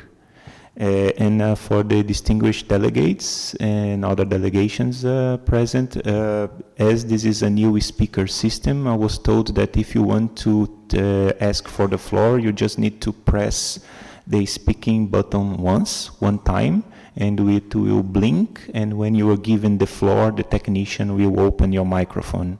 If you press the button more than one time, basically it's going to deactivate your request and your question might be missed. So Pipat, for you, over for you. Yes, thank you very much for feedback from Tunisia and also South Africa. And in fact, IPIC is a voluntary mechanism, and we are having our internal discussion about like how do we can streamline the step in the IPIC mechanism, and also to make it more like for the country to make use of IPIC more. And to respond to your question about like what do we do if, let's say, it put in the IPIC that you have only 5 working there, and then like you don't receive the response by then. And again, it depends on the country regulation. And as that what I mentioned earlier, in case of Fiji, the government of Fiji will not issue any license unless they receive confirmation from another trading party, and that is written in the regulations. But in other countries, you might need to take a look at your regulation, whether you are authorized to do so. And because like you might have some issue if you reject the, let's say, the application by not getting confirmation from another country. So this is what you really have to take a look in the language and what is written in your regulation. And the answer is it depends on the country. We do not really have, let's say, a single answer from other country because it depends on your country context. It depends on circumstance. But your feedback on the duration, and this is really appreciated, and I will bring it and discuss with our IPIC focal point in UNEP also in action, and perhaps we might also need to get your more feedback in terms of how we can make IPIC to be more useful for the country, to urge the country to use more. Thank you. Thank you, Pipat. So kindly ask Cindy to address the questions from India, Nigeria, and South Africa. Thanks very much. I think India asked which substances were the violations against. I think for the notice of violations where we've taken those actions, it's been 404A, 410A, 407C, and 245FA, so all HFC blends. Well, actually, 245 is not a blend, but the others are. And each of the violations range from 1,000 to 20,000 kilograms. And we do have that information available on our website, and that's different from where there were administrative consequences. I think Nigeria asked about the mechanisms for sharing information. It's a very good question. So we have a database, our customs folks have a database. We bridge that. We have a way of sharing information electronically, and we're actually investing to improve that mechanism so that we have more of a real-time data exchange, which we think is very important. But we also have a routine dialogue, and we make ourselves, our folks are available to answer questions with so many different points of entry to the United States. We often have questions from our local customs agents on the ground where they're questioning what they see, and we've had a variety of things. We've had things come in that are mislabeled. I think many countries see that. We've also had things that come in where it's labeled as a variety of, let's say, not HFC or chemical-related things.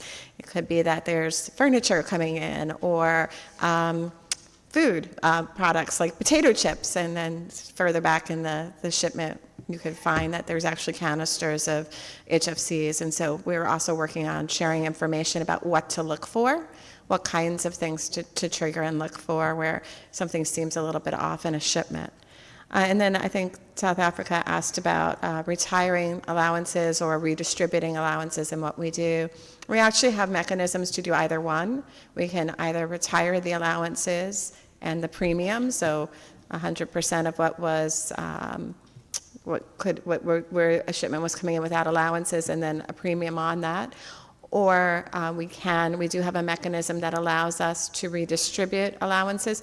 If we do the latter, which we have not yet done to date, but if we were to do that, it would only be to the current allowance holders, and then it would only be to those that are not part of that particular action. So if we took an action against company A, we would redistribute allowances to company B, C, D, but not company A, to make sure that those redistributed allowances do not go to the company that was in violation of taking an action without having the right number of allowances.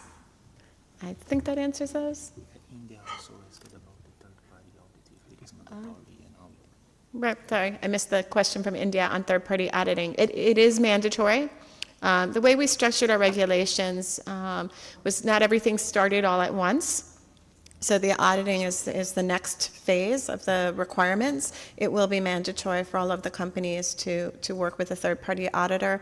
And we have been working with potential auditors and organizations to make sure that we can provide information on those audits to make sure that they can happen in a timely way, and with companies that we are familiar with and able to look at that information quickly.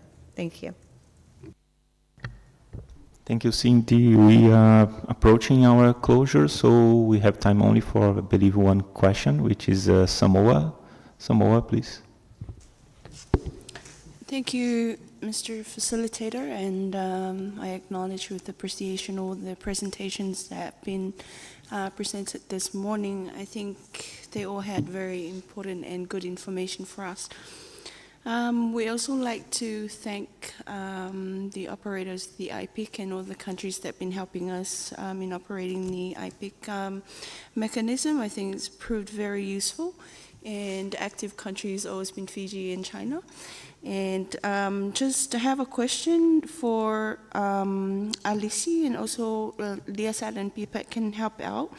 If there's been any case where the country requesting for the export on the fishing vessels is flagged to under another one country, for example, like flagged under country A, operated by a country B, and then fishing in EEZ of country C, for example.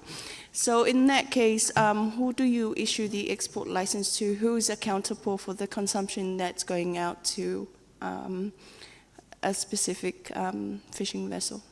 Thank you. Thank you, Samoa. Fiji? Okay. Thank you, Tumal from Samoa.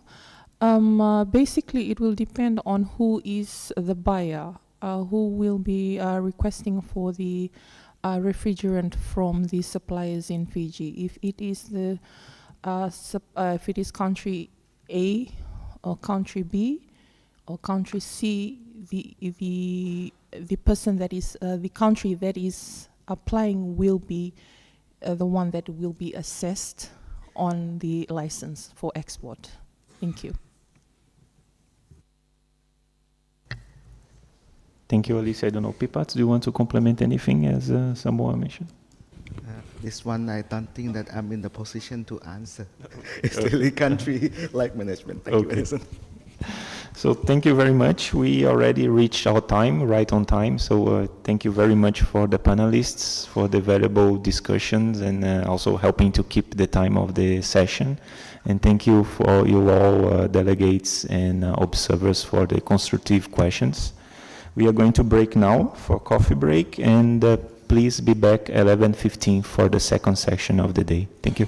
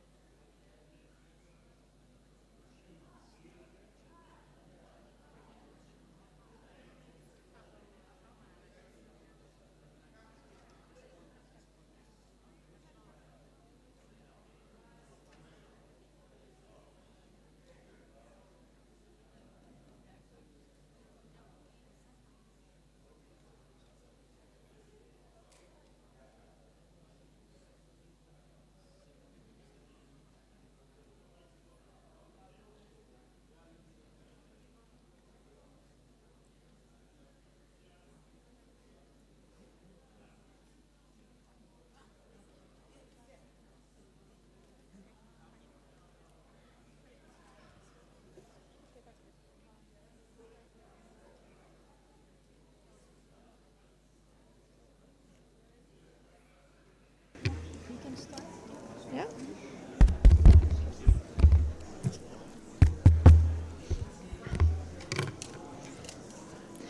Good morning, distinguished delegates, observers, ladies and gentlemen. On behalf of our rapporteur, Mr. Fukuya Inso, who is the Industrial Development Officer of the United Nations Industrial Development Organization, UNIDO, I would like to welcome you to the second session of this workshop. The second session is dedicated to licensing and quota systems. So earlier today, we had already had excellent exchanges and rich discussions about various elements which are meant to combat illegal trade under the Montreal Protocol. Now, let us segue to the next stage of the discussion. So, the effective licensing systems are one of the key instruments for the implementation and enforcement of the Montreal Protocol. These systems are very important for the monitoring of import and export of controlled substances, as well as the facilitation of the data collection and verification. Such systems also assist countries with reporting obligation as per Article 7, as well as the country program data submission to the Secretariat of the Multilateral Fund. So having robust and effective licensing and quota systems would actually have dual gains for the ozone layer as well as the climate change. Following several amendments to the Montreal Protocol, including the Montreal Amendment, as well as the Kigali Amendment, as well as a number of decisions, such as Decision 1912, which provides for the voluntary measures to improve implementation and enforcement of the license system, as well as the latest Decision 34.8. Parties have been working hard to develop, establish, and strengthen their licensing systems over the years, with various elements being well advanced. Other requires further efforts, and some also elements which pose some challenges in their implementation. So, objective of our session today is to share good practices, share experiences on the establishment and enforcement and implementation of the licensing system. And here today we have an excellent panelist representing different corners of the world. We would like to start the discussions with a brief overview from the Ozone Secretariat, which was mandated to identify common features of licensing systems. So Ms. Maud Martinez, who is the Legal Compliance Officer of the Ozone Secretariat, would start. And Maud, could you please share with us the outcomes of your analysis about the common features of the licensing systems? You have the floor. Okay. Thank you very much, Tatiana, and good morning, distinguished participants. Licensing and quota systems are really key instruments to control imports and exports, but vary considerably between countries. There is no uniform policy framework on such system, but there are still common features and good practices that can be identified. Decision 34/8 requested the Secretariat to identify common features of licensing systems which are reflected in document workshop 11/2/add2 and WG 1/45/5/add2, which are accessible on the meetings portals. The documents, in addition to common features, also identify good practices and potential challenges. So Article 4B of the Montreal Protocol requires each party to establish and implement a licensing system to control the imports and exports of new, used, recycled, and reclaimed controlled substances, and to report to the Secretariat on its establishment. The Secretariat is not reviewing implementation details, which remains at the discretion of the parties.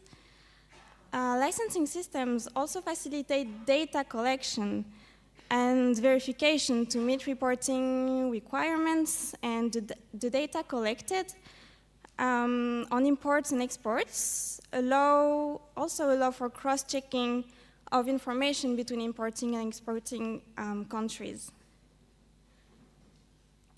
So, to identify common features, good practices, and challenges, the Secretariat first analyzed national regulations and any information already submitted by parties, usually posted on the websites under the country profiles.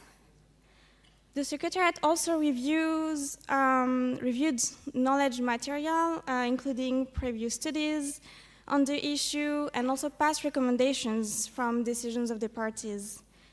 Based on this initial analysis, the Secretariat requested 67 parties to provide information on their licensing system to be able to conduct a comparative analysis with the most updated information. And the Secretariat received information from 46 parties, which covered all the regions, including low-volume consuming countries, and a balanced number of Article 5 and non-Article 5 parties.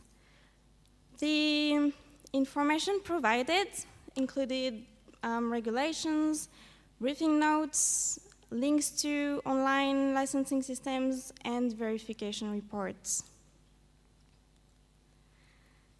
This analysis also drew on recommendations from paragraph 3 of Decision 1912 of the parties, for parties wishing to improve implementation and enforcement of their licensing systems. So the recommendations from these decisions are to share information between parties, including through an IPIC mechanism, to establish a quota allocation system, also licenses for each shipment, and mandatory reporting from importers and exporters on the use of such licenses, as well as the monitoring of transshipments, including through duty-free zones. So the results of the analysis showed that the following measures are used by a majority of countries. So a quota allocation system is generally linked to the licensing system, and most license issuing authorities collaborate with customs administrations. The majority of countries require mandatory reporting from importers and exporters on the actual use of the license after using it. Online systems have been increasingly developed over the past few years and are now implemented by most parties.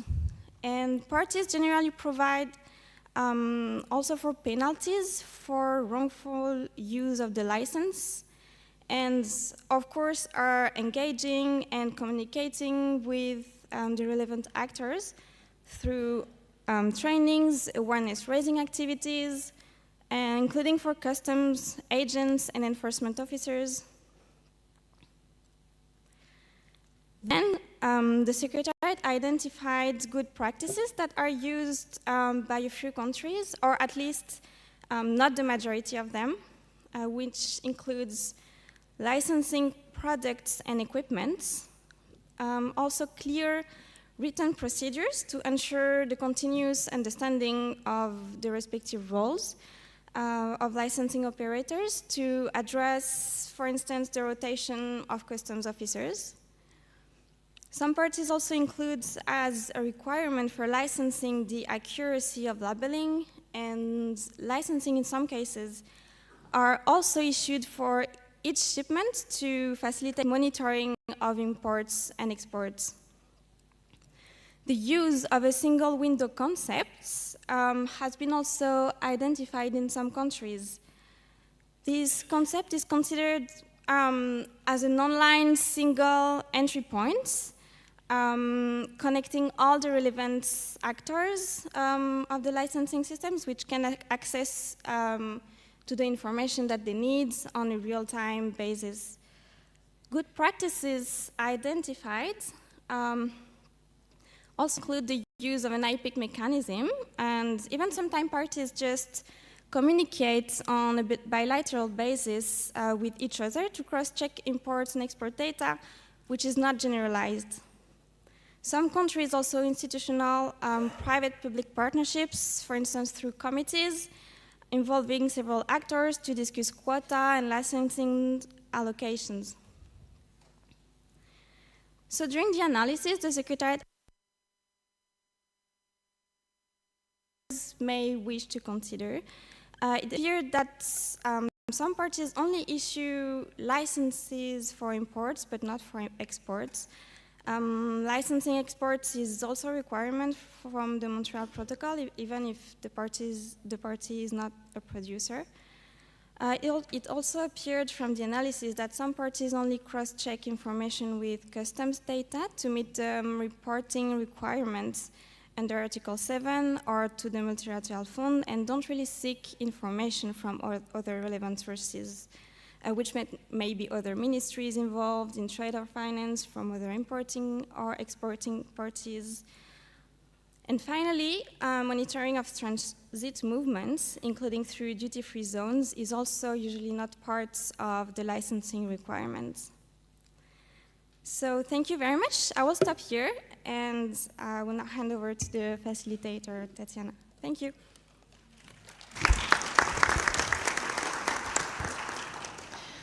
Thank you very much, Maud, for this clear and concise overview of the status of implementation of the licensing systems by parties.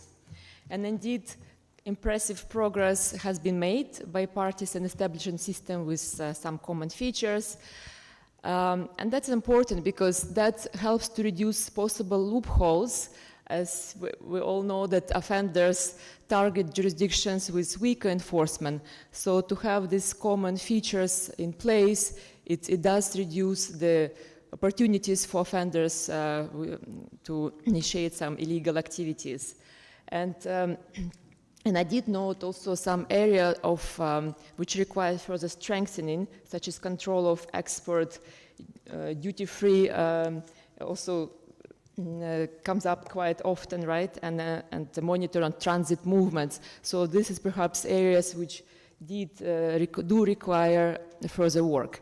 But now that we have this overview, perhaps we can now dive into the specific country experiences, and we will start with Mrs. Shaolin Guo, who is a Deputy Director of the Foreign Environmental Cooperation Center of the Ministry of Ecology and Environment of China.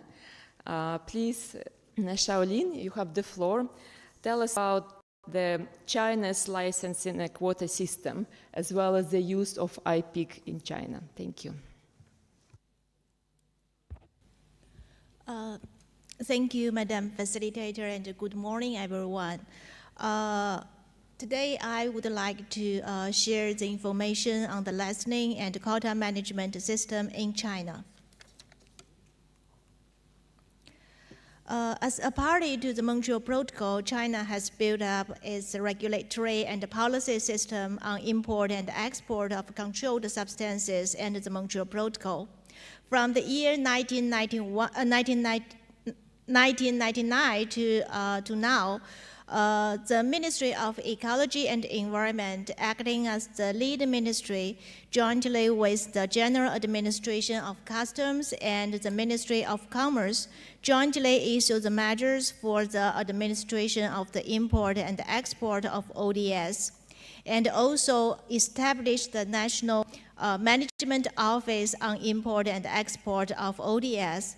This office is responsible for daily ODS import and export management, including its licensing system.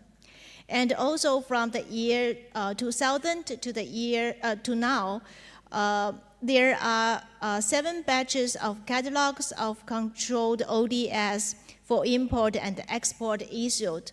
And also in the year 2021, this catalog was updated, placing HFC under its regulation. Next, I would like to introduce the procedures of the review and approval of the licensing. According to the management measures issued by the 3 ministries, each ODS or HFC import or export enterprise should submit its application to the IE office. And upon the technical review conducted by the office will issue the permit to each application. And then the enterprise holding the permit will go to the commercial authorities at the provincial level to get the license and then conduct their clearance at the customs ports. Specifically, in the year 2022, the IE office approved more than 27,000 applications for import and export of controlled substances, totaling more than 700,000 metric tons of the controlled substances. And during these technical reviews conducted by the IE office, there are a few key indicators to be focused on, such as the implementation status of the annual quota, the basic information of the trade, as well as the information on the contract, on the trade contract. And for any special uses, such as the feedstock use or any exempted use, an important license or the official documentation indicating the use shall be provided as well. And in addition to the licensing system for the controlled substances with specific controlled targets, we also conducted the quota management on the substances. For the quota management, the import entities shall submit its application for the import quota for the next year to the IE office before the end of October each year. And then the office will determine the total annual quota, issue the annual quota to the import entities, and then publish the circular before the December 20th each year. And for each calendar year, the import entities should apply for the license in order to import controlled substances and to ensure the amount of which shall not exceed its annual quota permitted. And for HCFC, its import quota has been implemented in China since the year 2013. And for the time being, the Ministry of Ecology and Environment is developing the HCFC quota management plan.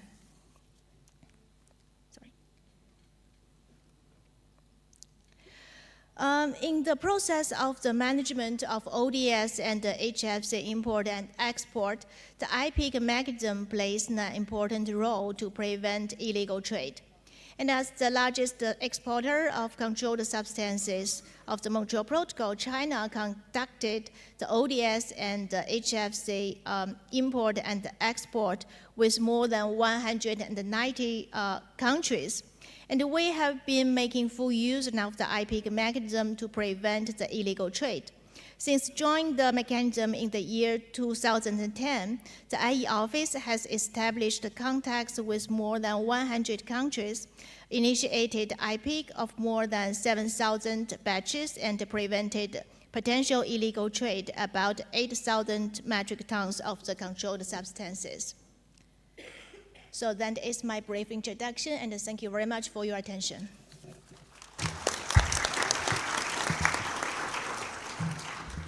Thank you very much, Charlene, and I do recognize that you have a lot of ground to cover in a very short period of time, but thank you very much for sharing with us information about regulatory policy and institutional arrangement for the licensing and quota system in China, as well as we note the important role of China in the participation of the IPIC, as China is, as you mentioned, the largest exporter of the controlled substances. So you really play a very important role.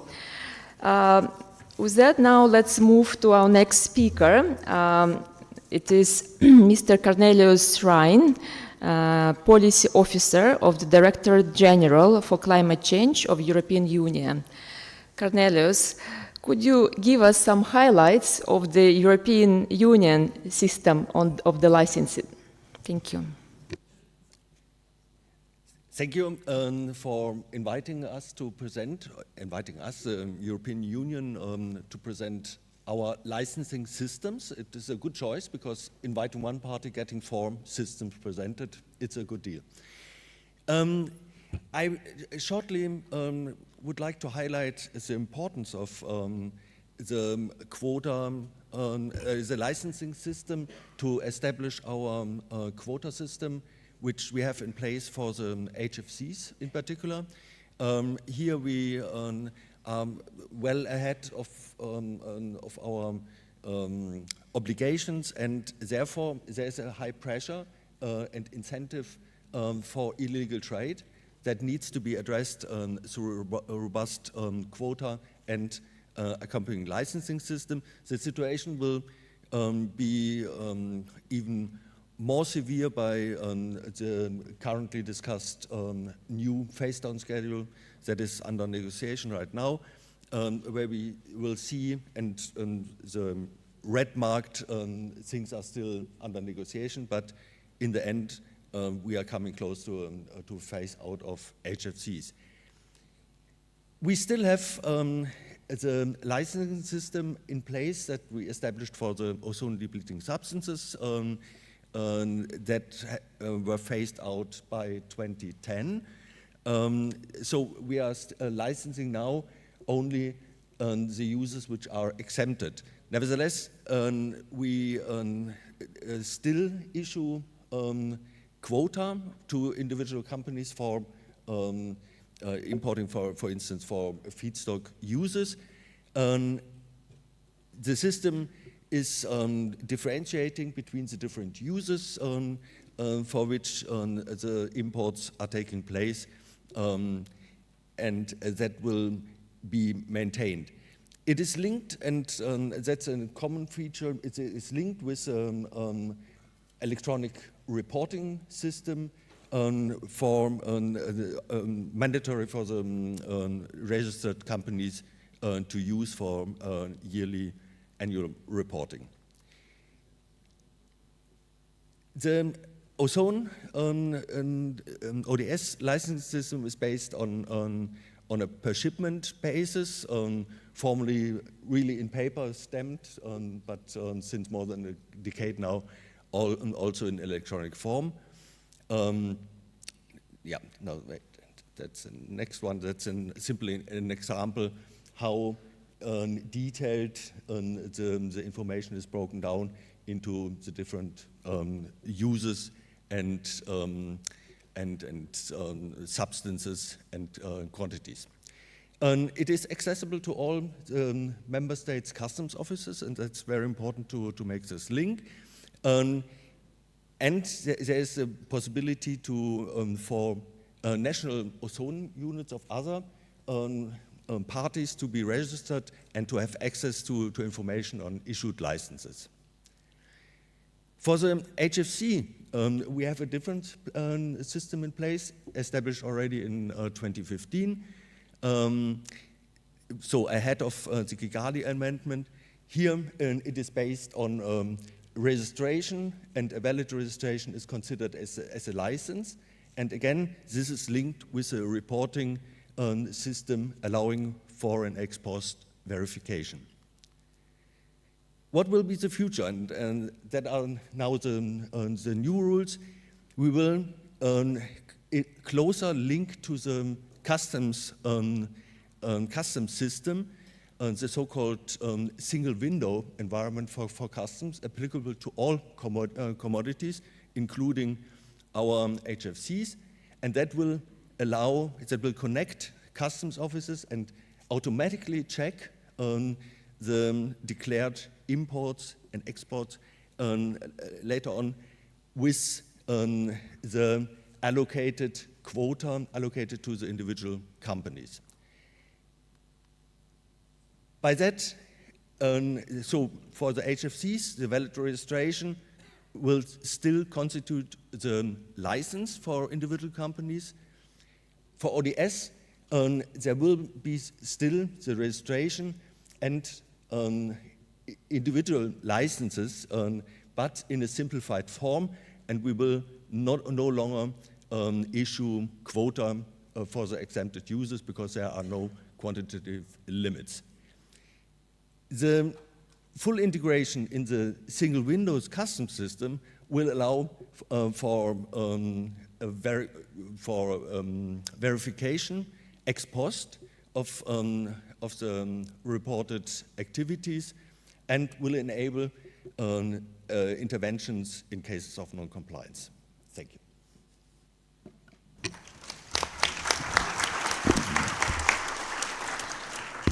Thank you very much, Cornelius.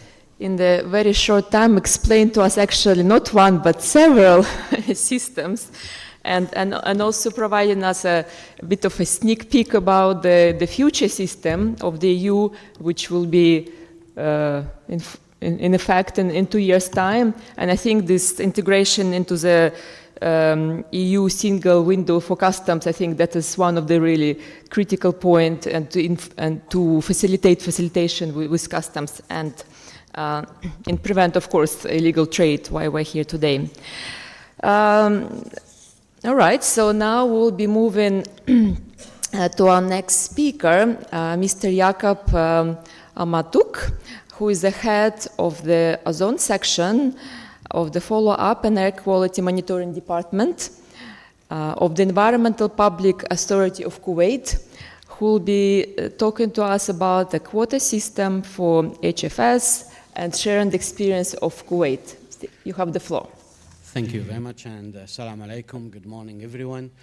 I think that our experience, it's generated by thoughts. We didn't have HFC's licensing system yet because we are in a group 2, and Kuwait and her sister colleague from GCC didn't ratify yet the Kigali Amendment.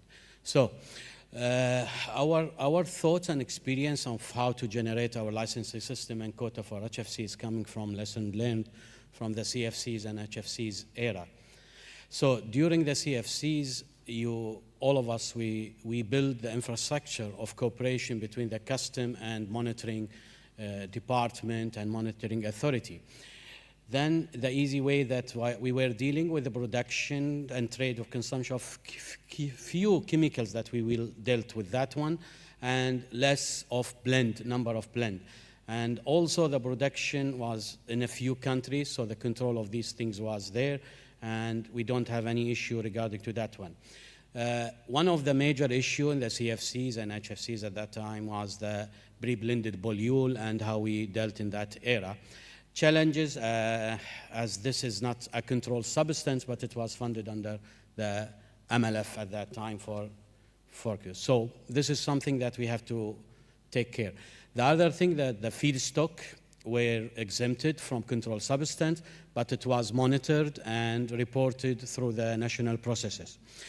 Critical and essential use also were in CFCs, and it's in CFCs, so processes and processing of handling that one and use exemption.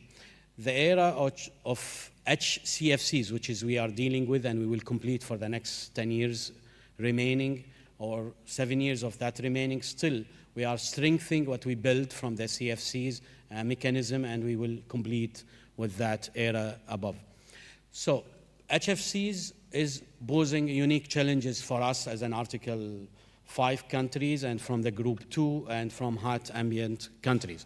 So CO2 emissions based controlled need, that we build our quota system within the control need to be carefully designed. CFC, CO2 or kilograms or whatever metric tons, we are looking to this. The second thing that we are looking for, to prioritize the quota for sector and subsector, rather than we are giving a full quota for somebody for 134A and he distribute it as he wish for which sector, chillers, refrigeration or air condition. This is one of the issue. Flexible quota system consumption for blend. Should we give a single substance or should we give a quota for total blend 410A, or we give him 32 and 25, and he will calculate that one. HFC's blend, also we have a flexible quota for consumption blend, and if we give them a quota of blend, it will take too much of the consumption and it will raise a single component. This is something we have to deal with. Consider refrigerant blends. It's very important for us at this time with their GWB high or low. There is a lot of GWB which is low. Also, establish annual HFC's country quota for recover, reclaim, that one. That is coming to the country. So should we give a quota for these reclaims, or should we keep it open market for them to import as much as they want? The most important things for monitoring that issue is this: recover, reclaim, recycle, approve, because that will be the biggest door for illegal trade, because they will send it to your country as is recovered, but it's originally a virgin one built in big cylinders. Then we have also established annual country quota for exempted. If it's had exempted for us, how we will deal with that one? It's not covered, it's not put in our quota. So should we have a quota for exempted, or we put it in the total quota that we generate? Also, we have the 23 for some countries in Article 5. We are not facing that one, but this something have to be dealt under the Kigali itself.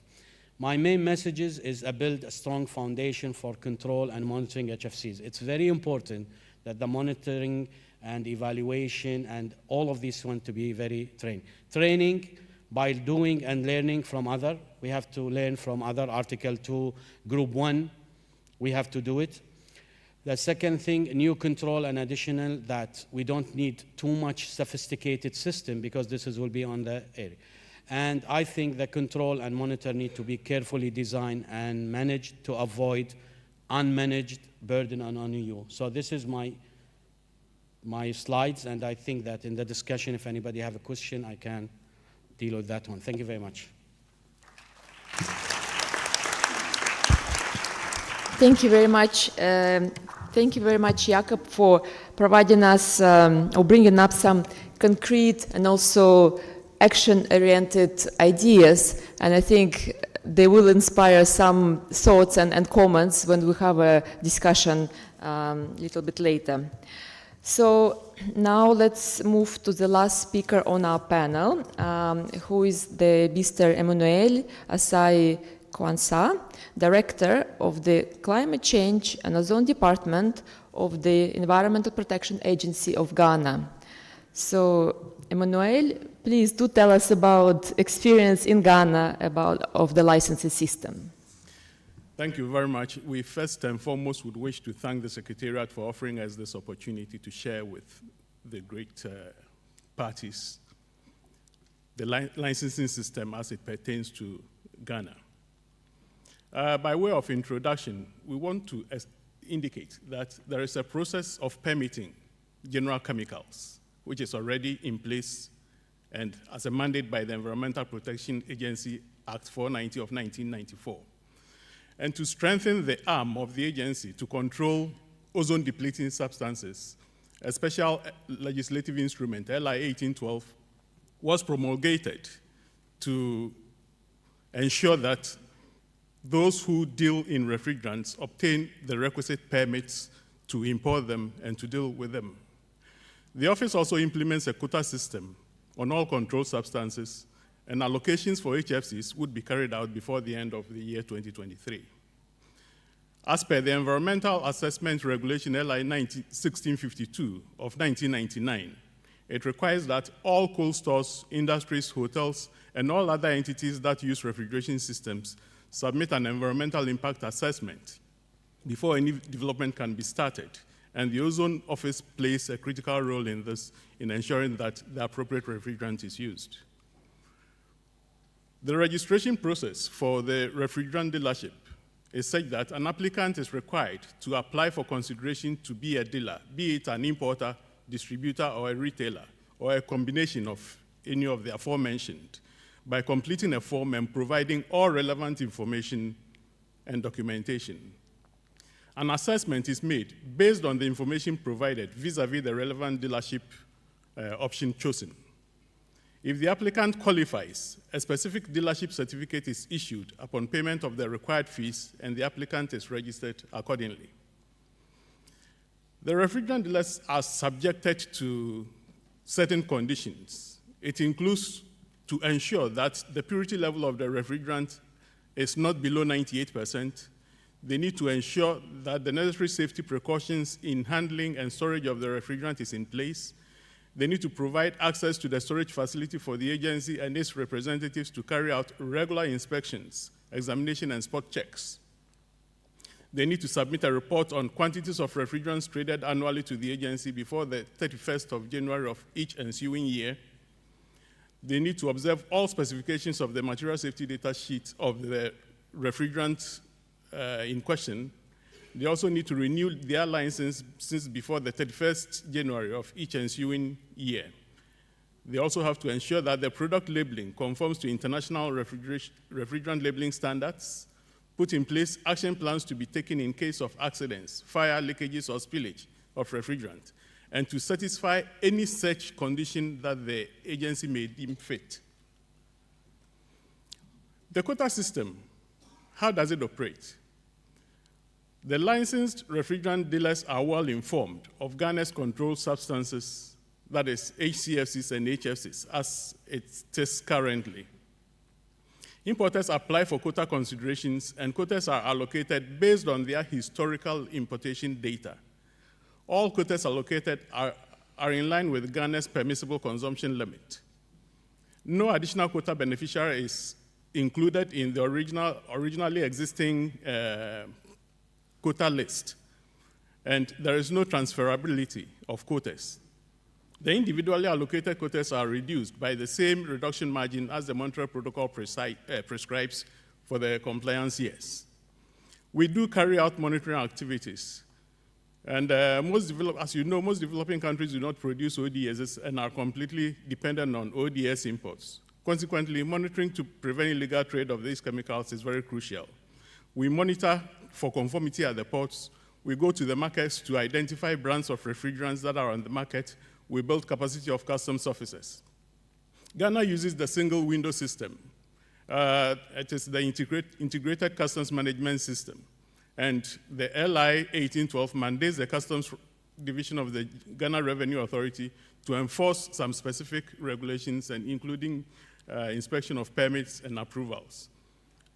In the clearance of ODSs, the ICOM system naturally selects EPA to approve and release the consignment. And that is the schematic diagram of how the procedure goes. An applicant submits application via the ICOMS. It is reviewed by the application officer or the check-in officer at the EPA. If everything is fine, it goes to the validation officer for final approval. If there are issues to be addressed, it is sent back to the applicant, and the applicant does the correction, and it goes through that cycle again. I thank you very much for listening. Thank you very much, Emmanuel. And here we hear another example of cooperation, how the cooperation with customs is formalized through the integrated custom management system. So very, very interesting. So now I would like to first mention that presentations are available, as I was informed by the Secretariat. Also, rapporteur will be preparing the summary of the discussion, so there is opportunity to also bring up your comments and feedback and other points which would be then summarized and made available. So now we have 20 minutes which are available for questions, answers, and discussion, and you are welcome to ask for the floor, pressing on the button. So perhaps while you are putting your thoughts together, perhaps we could already start and the discussion. And I would like to ask our panelists, from your experience about the setting up and implementation of the licensing system, what lessons learned could be drawn? what are the main challenges which you encounter and how they have been addressed. So perhaps we could start the discussion with this issue, with this question. And I would like to invite perhaps Cornelius to give us some feedback from your experience. Yes, thank you. Indeed, when applying a licensing system, the most important thing is that this license is correctly used at the end. So that actually the customs authorities have a look at it and check the conformity of the imported quantities and goods. And that's a main challenge, with customs having other things as well on their plate. And so here we saw a need to address it, because we saw that often licenses accessible to customs officers were not closed and not used actually. That we will address through this new approach, really to have an automatic check of each single customs declaration, and that's a very important step forward. Of course, if goods are wrongly declared, and that we heard previously in the previous session, then this system doesn't work. And there, the market surveillance authorities who are in the field checking what is sold on the market play a very important role. And that's essential to link the environmental competent authorities, market surveillance, and customs. That's a crucial point. Thank you very much, Cornelius. And here, again, we are coming to the question of the interagency cooperation, which is the key for addressing most environmental challenges, including this one. So, meanwhile, we actually have some requests from the floor, starting from India, then Armenia, and then Observer. I would ask you, when we come to Observers, to please identify yourself, as well as indicate whether you have a question specifically to one of the panelists or to all of them. So, India, you have the floor.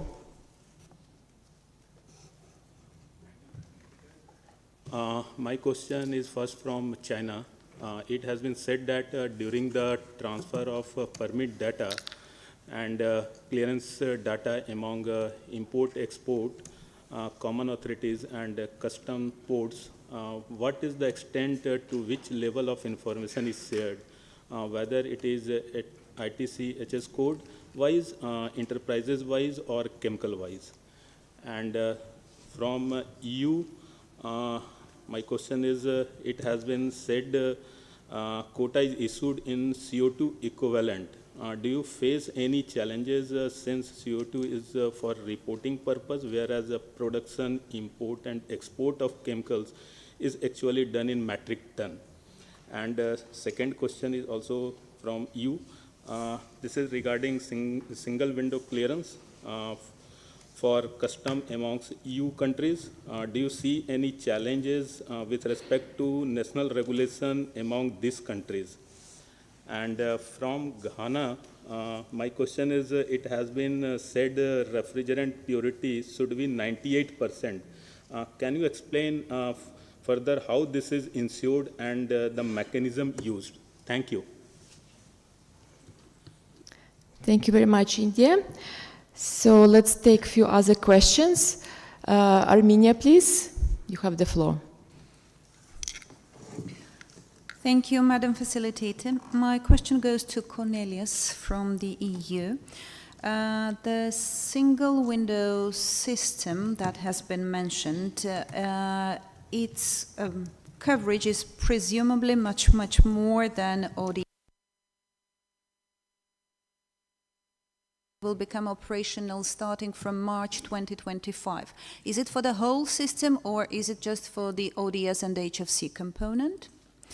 The next question is, despite your answer, have you already started training of customs officers and undertakings, that is importers and exporters, on the usage of this system?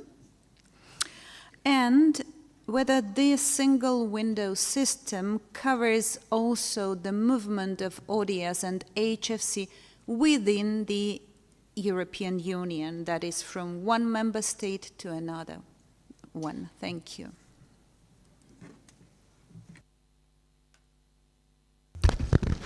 Thank you very much, Arminia. Let's take one more question. And by the way, if you do want to request for the floor, you do need to press once the button, so that will have it on the list of requested speakers. So the next would be the observer, I think somewhere at the back. Could you please identify yourself? Yes, good morning, everyone. This is Youth React. Youth React is an NGO from Africa. Youth React meaning Union of Association of African Actors in Refrigeration and Air Conditioning. First of all, I would like to thank all parties, and I have some comment on observation for all parties here. We are talking about technical matters because refrigeration is for technicians. And unfortunately, up to now, I never see technicians involved in this activity. The first victim of illegal trade and fake refrigerant are technicians. As we are seeing, we are WTO about importation, but the technician who have a users of this fake refrigerant or illegal transport refrigerant supposed to be involved in terms of control of this refrigerant with identifier. This first. The second point is there is a high taxes in most of African countries because refrigeration is taken as a luxury. So I think in this case also we have to support African parties in this case to be able to allow technicians to have a proper equipment in their country to make their own job properly, because we are facing now fires and explosion in Africa because of new refrigerant. This is another topic I would like to address to the party and to be taken in consideration. Thank you so much. Thank you very much for this comment. So perhaps let's now turn to our panelists, and then we'll have another set of questions from the floor. And by the way, what we have on the list is requests from Rwanda, Pakistan, Cameroon, Angola, and Myanmar. So that will be next batch of questions.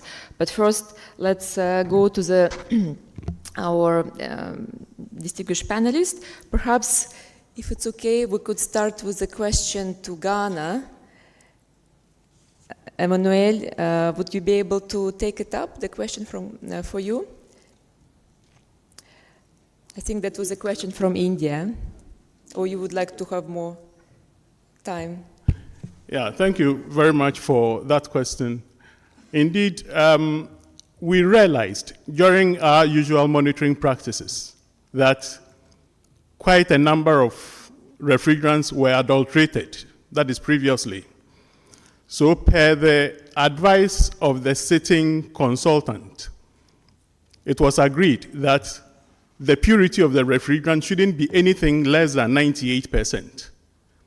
But from our monitoring activities, the products that we test and we accept all read 100%, but the reference level is 98% as per the advice of the consultant.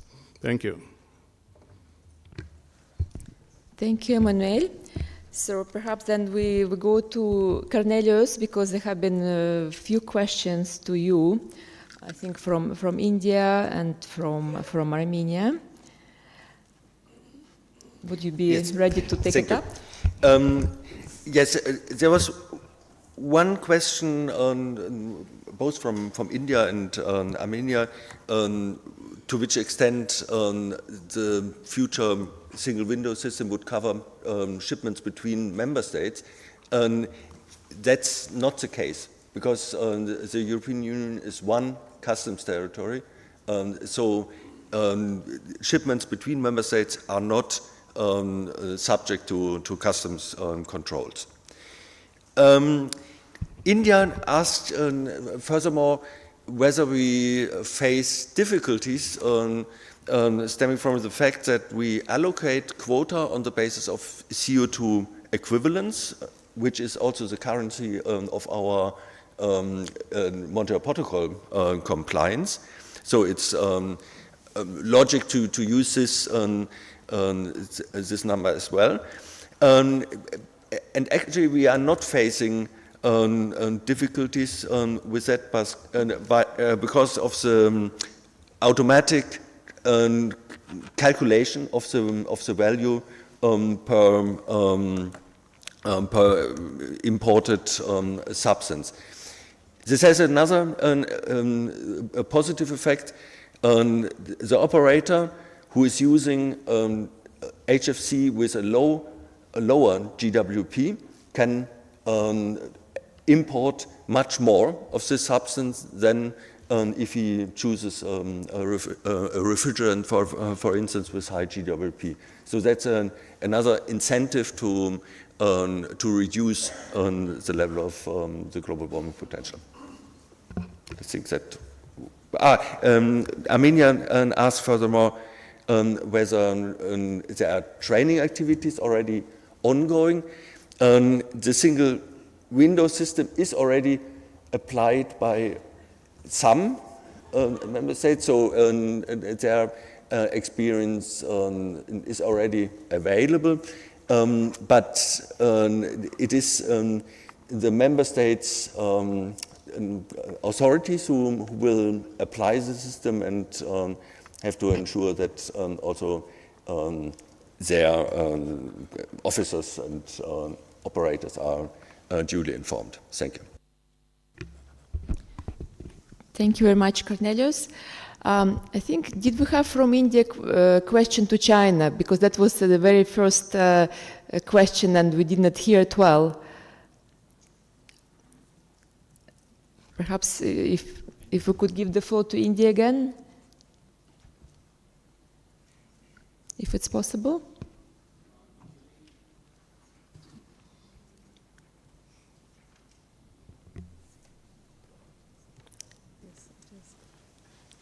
I am audible.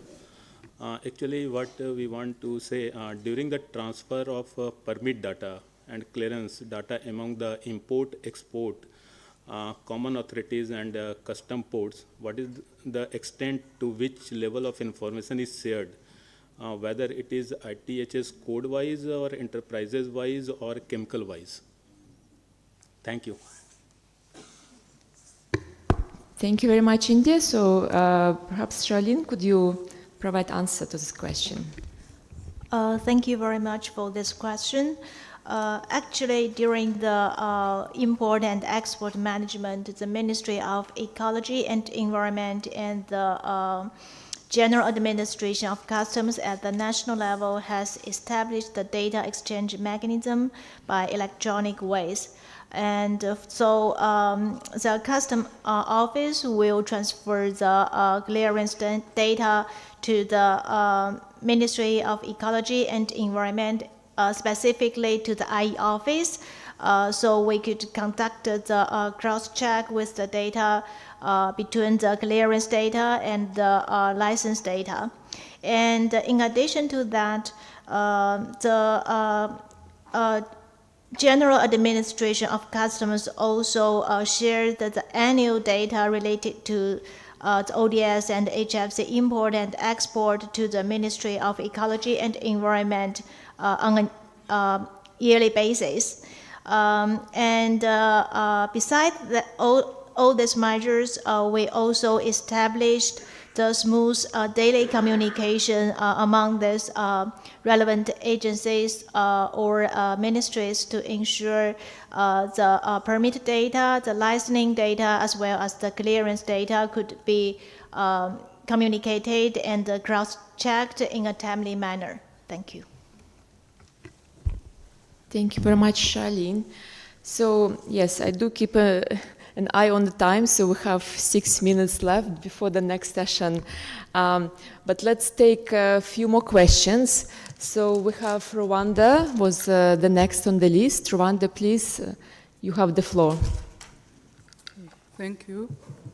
My question goes to Ghana about quota allocations. So I wonder how they calculate it, because they said they based on historical data.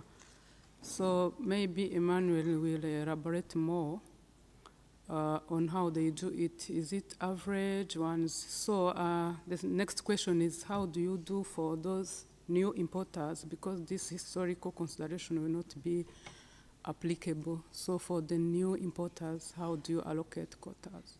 Thank you. Thank you very much, Rwanda. Next, Pakistan. Please go ahead. Thank you, Madam Facilitator. My question is to Ms. Martinez from the Ozone Secretariat. I would like to know, is there any specific requirement of the Montreal Protocol that the party needs to establish import licensing system for import of HFCs-based rack equipment, or this is just a good practice to be considered by the party? If so, what about the standard criteria for import of rack equipment? My second question is to the delegate from China. Is there any standardized arrangement for export of blended R141B with polyol, since this has become difficult to trace its import due to unexplained / different coded descriptions for each consignment? Thank you. Thank you very much, Pakistan. And next on the list would be Cameroon. Cameroon, you have the floor.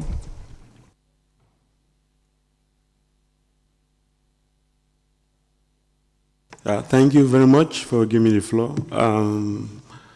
Facilitator, I have 3 questions. One question will go to Mr. Jacob. He actually presented a very good experience that, but not yet established the HFC system. I asked the question here: how do you intend to apply the HFC system when, given that this HFC has complications, a lot of blend?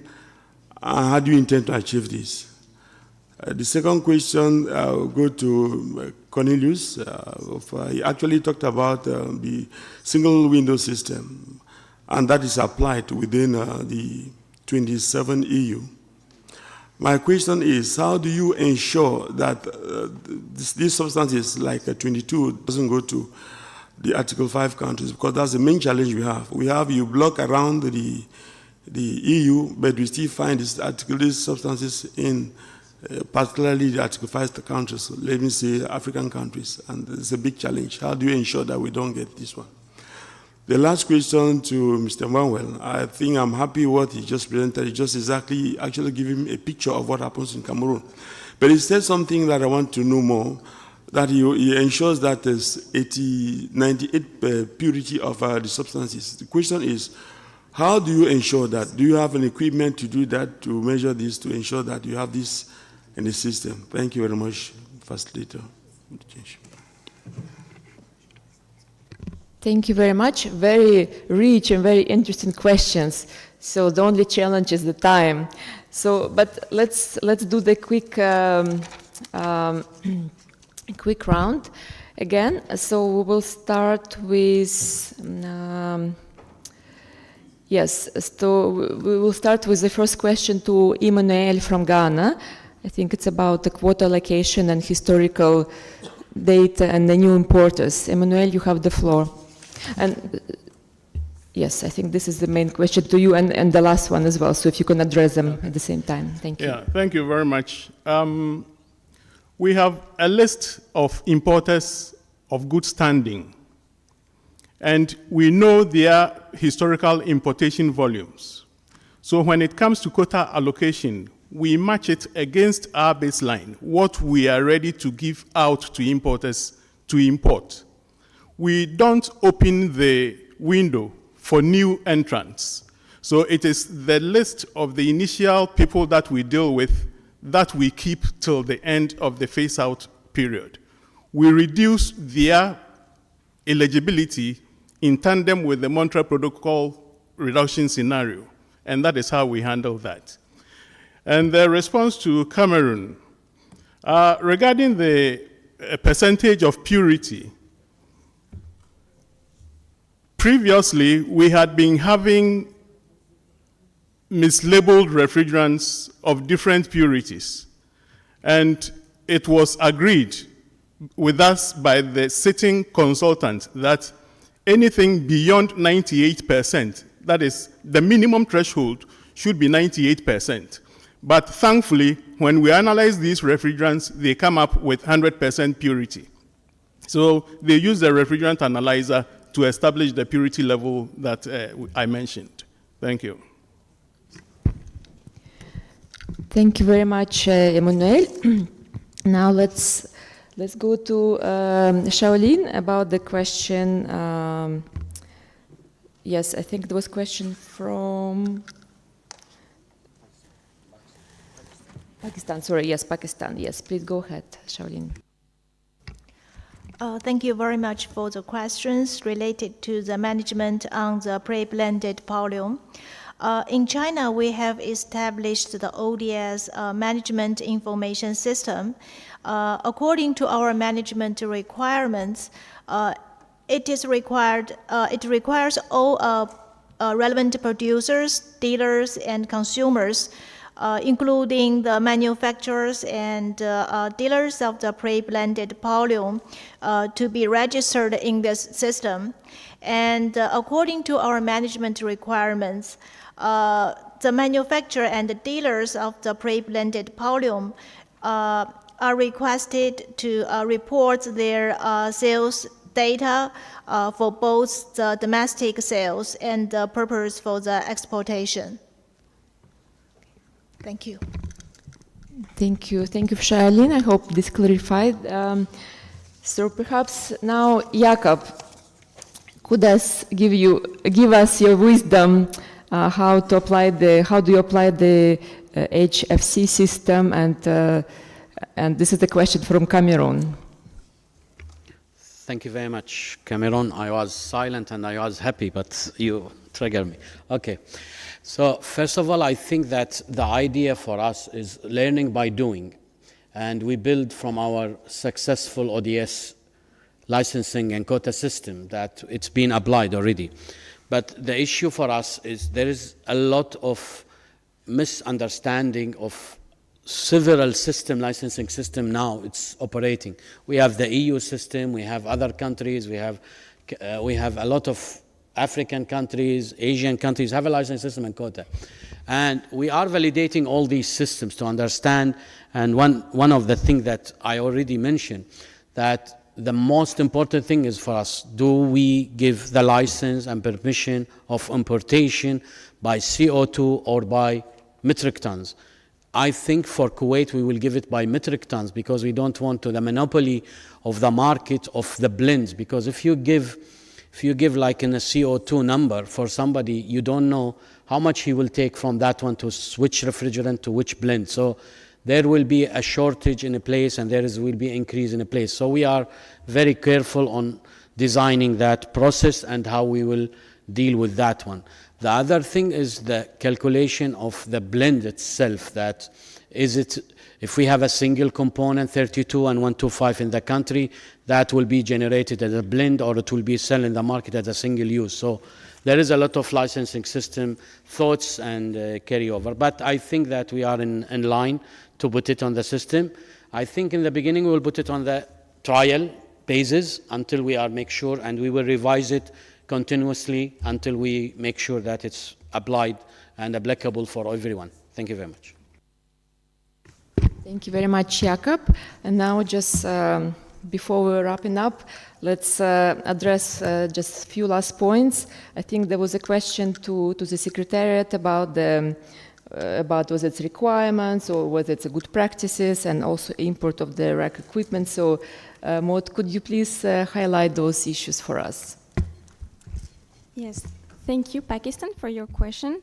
So there is no requirement under the Montreal Protocol to control rack equipment or products under Article 4B. Article 4B only requires to control substances, import and export of controlled substances. But this is a good practice that has been identified. And it's also a recommendations from the parties under Decision 1912. Parties recommended to control products and equipment. On the specific standard criteria, I think I will turn to my colleague here, perhaps Cornelius from the European Union. You may be more qualified than me to answer this question. Thank you.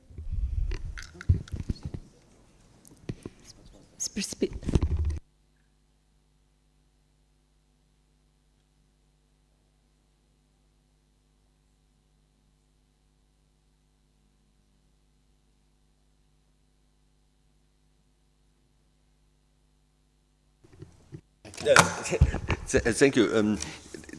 Not entirely sure, but I got the question right.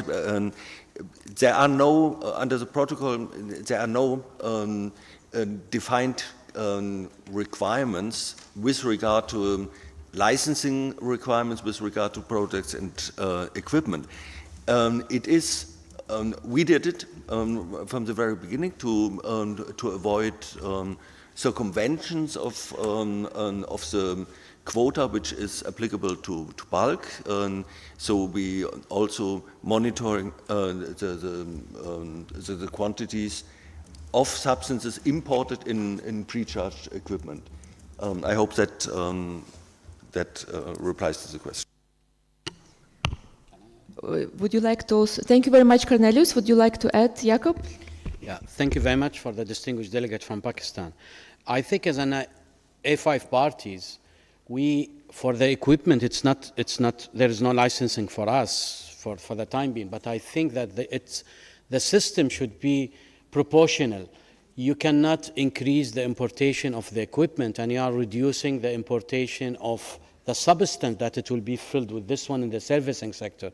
So it have to be monitored carefully how much you are importing of this equipment and how much they will need in the futuristic strategic planning of the country itself.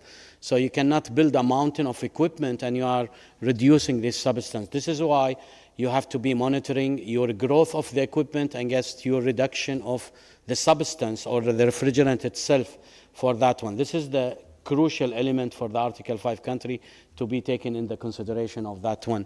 Thank you very much.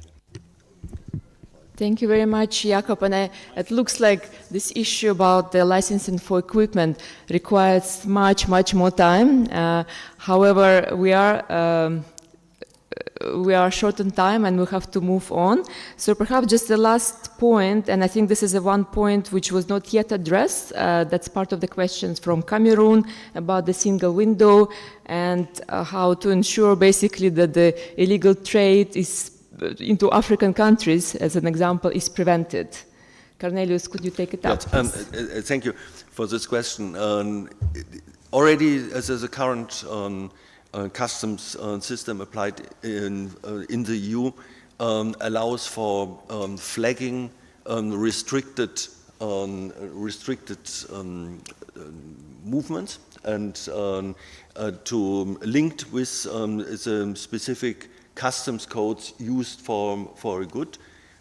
If there is a legal restriction on the export, for instance, then automatically the single window would automatically block the clearance of this consignment.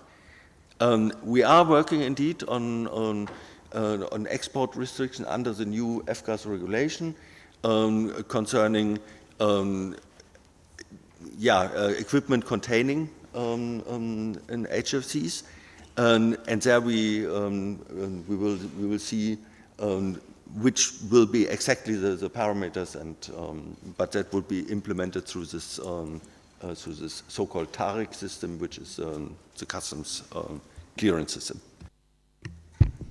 Thank you very much, and I do believe that these questions and these issues can be also further discussed in the sessions 3 and 4, so there will be more opportunity for exchanges.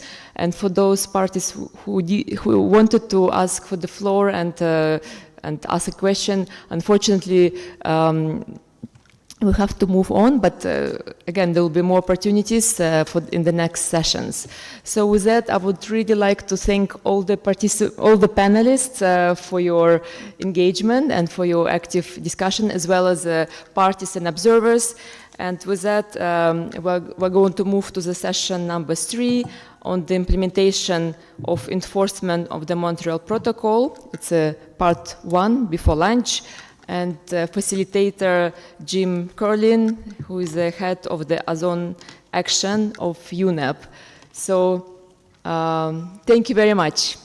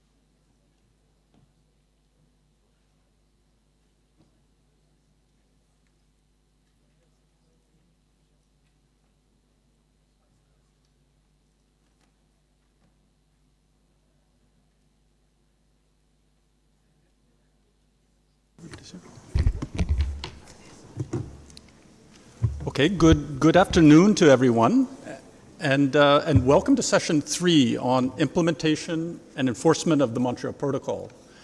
My name is Jim Curlin. I'm the head of UNEP Ozone Action, and I have the honor of being your facilitator. I'm also joined by our good colleague Viraj Vituntian, who will be our rapporteur. So in the previous 2 sessions, we heard about the size and the scope of illegal trade and different formal and informal measures that are being taken to prevent it or combat it.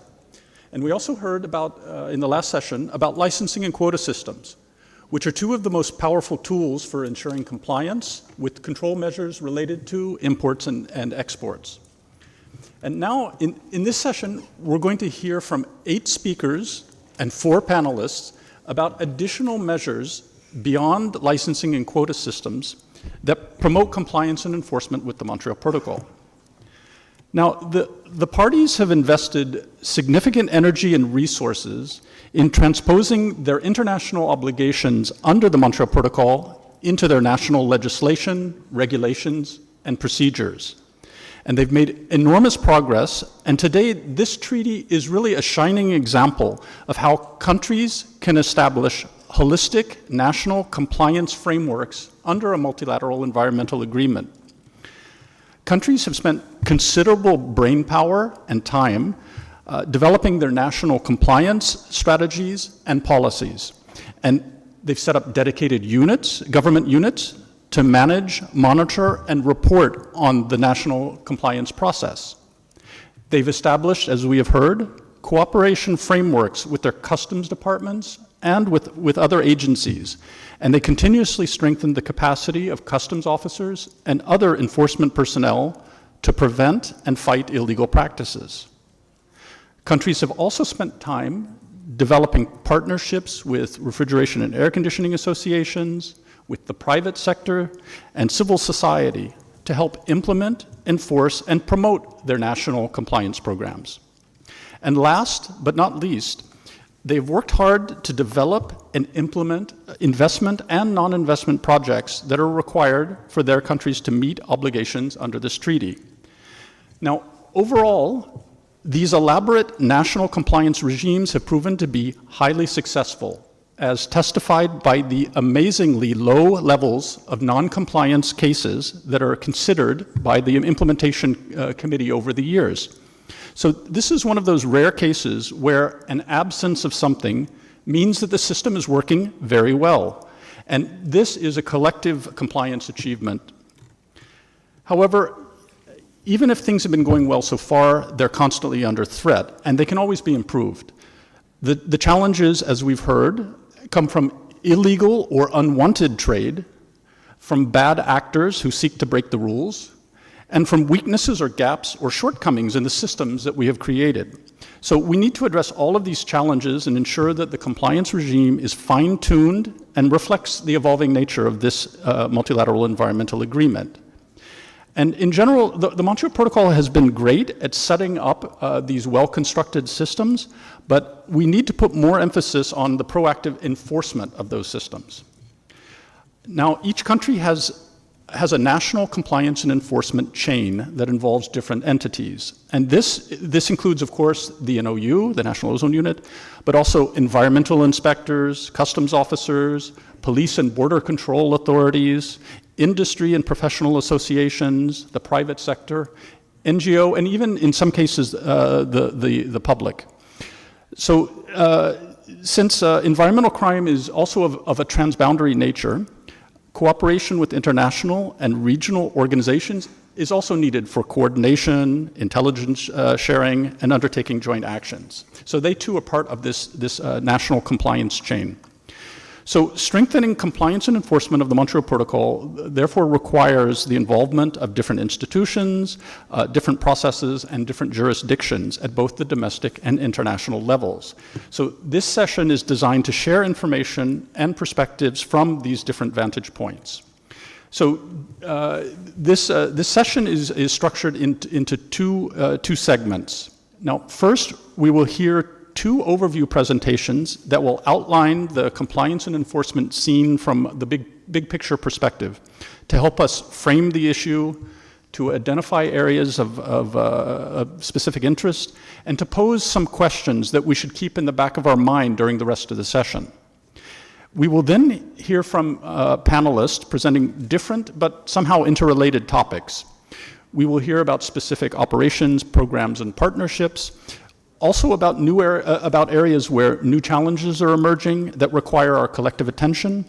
And finally, we are going to learn about the roles of both the private sector and the implementation committee in promoting a compliance culture and assisting and supporting parties to make it become a reality.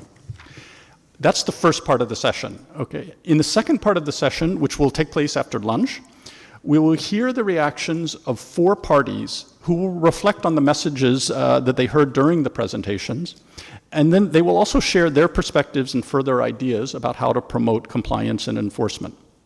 And then at the very end, in the afternoon session, we will then have some time for questions and questions from the audience for both our presenters and our panelists. So please hold your questions until the afternoon session. So with that, we will move to the first overview presentation, and it's my honor to invite Tina Bimbili, the Chief Officer of the Multilateral Fund Secretariat, who will speak on strengthening the effectiveness of the protocol's monitoring, reporting, verification, and enforcement mechanisms to sustain the achievements of the Montreal Protocol. Tina, over to you. Thank you. Thank you, Jim. Distinguished parties to the Montreal Protocol, dear colleagues and friends, my sincere thanks, first of all, to the Executive Secretary and her colleagues at the Ozone Secretariat for kindly inviting me to participate in this important workshop. I'm delighted and honored to be here, and I see my role, as Jim said, as one posing questions and possibly triggering some thinking in your discussions. And I would like to start first with a fundamental question. Why should we consider implementing changes in a system that over the years has performed so admirably? On the one hand, the Montreal Protocol has deservedly been called the most successful environmental treaty to date. Simply put, our successes are many, and they should be celebrated. On the other hand, the unexpected emissions of CFC-11, discovered by scientists several years ago, show that we cannot rest on our laurels. All parties vowed immediately to take strong action in identifying and addressing the unexpected emissions, and they have succeeded in doing so. However, we must make sure our institutions and processes are set up in such a manner that we never face that situation again. Recent scientific reports reinforce the urgency of that message. Science has not only assisted us in opening new policy horizons for the protocol, as it was the case with the Kigali Amendment, but it now assists us in measuring our performance and accounting for our actions. The discussion on effective implementation and enforcement can not only be a policy issue and should also be science-based, follow new developments in the protocol, but also new related technologies. So while there is an opportunity to strengthen the processes and institutions of a system that already works so well, there may not be a single answer to it. And while I do not have the answer, I wanted to share 3 qualities you may want to consider when thinking of a possible way forward. There needs to be equity, of course. This is not an Article 5 issue or a non-Article 5 issue, but a joint one that can and must be addressed collectively. There needs to be balance, or as noted by the contact group at the 44th Open-Ended Working Group, the cost and burden of any new measure should be considered, and any new measure should be proportionate to the expected benefits. And third, there needs to be efficacy. We don't want to face a similar situation we faced 5 years ago with CFC-11. While either no changes or limited changes and tweaks may be needed for certain processes or institutions, you may want to think outside the box for others. For example, can we leverage blockchain technology, artificial intelligence, and data analytics to deter illegal production of controlled substances? The Ozone Secretariat has provided to this workshop a summary of cases of illegally traded controlled substances. Could new technology help find the source of such illegally traded goods? Taking, however, into account that availability of alternatives at a commercially attractive price is essential for ensuring that technology transition happens in a fashion that avoids illegal trade. We know that production of controlled substances for feedstock uses is increasing and is expected to continue for a long time. How can we strengthen our existing mechanisms, or are there new mechanisms we can develop to help ensure that such production is exclusively used for that use? Are we taking advantage of all the private sector can offer to ensure the implementation of careful controls at the site of production, at the site of use, and for the transfer between the two? Are there new partnerships we could consider to better understand what is taking place in markets in both Article 5 and non-Article 5 countries? Can we encourage reporting of illegal trade without punishing countries with accounting those illegal quantities as additional consumption? With the assistance of the Multilateral Fund, Article 5 countries periodically undergo a process of independent verification of their consumption and as relevant production when so required under the funding agreements with the Executive Committee. Do the parties want to consider a process that would allow such independent verification of consumption and production from a sample of all parties? The parties have noted a lack of definition of certain terms, such as illegal production. I would argue that there is no need to agree on a common definition in order to act. Collective action requires a common vision on the issues to be addressed. Despite that, further clarity on some issues, such as HFC 23 byproduct obligations, pre-blended polyols, and free trade zones may be considered. And perhaps most closely to my heart, The parties are currently considering gaps in the global coverage of atmospheric monitoring of controlled substances and options for enhancing such monitoring. With the generous support of the European Union, a pilot project is being implemented to inform those considerations. The work of Steve Monska and his colleagues have demonstrated the critical importance of atmospheric monitoring. Simply put, enhancing atmospheric monitoring of controlled substances is the single most effective, objective, and scientifically robust means to strengthen the effective implementation and enforcement of the Montreal Protocol. Do we have the mechanisms in place to ensure that those parties that wish to avail themselves of assistance to strengthen their monitoring, verification, reporting, and enforcement processes can do so?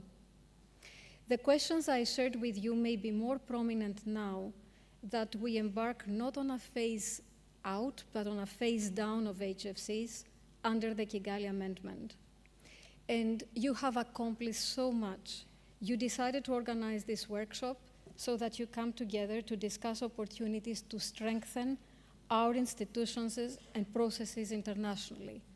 I look forward to hearing your ideas on how to move forward, and I will be pleased to assist in your discussions in any way I can. Thank you.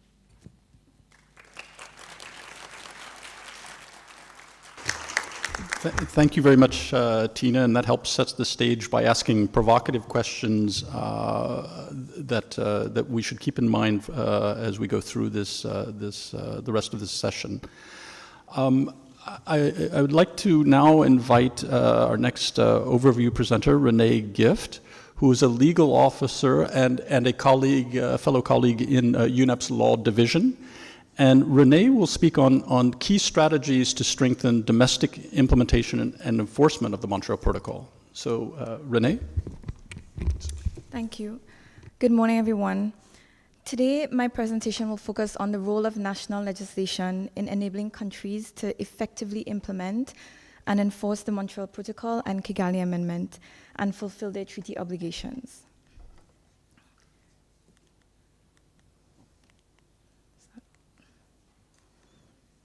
Can we move to the next slide, please? Thanks. The process, first I'll talk about the process of domestication, as this will be the foundation of the principles discussed today. Domestication involves incorporation of treaty obligations into domestic laws. And let's just take a step back and ask why legislation, why are we talking about legislation as a tool to manage, to regulate these substances?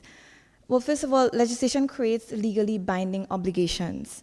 And it also provides both clarity in terms of establishing specific definitions of terms, which can be incredibly important for managing ozone-depleting substances and gases. And it also provides certainty. It creates a degree of predictability for both regulators and those regulated. Generally, we can break domestication down into about 5 main categories, as you can see on the slide.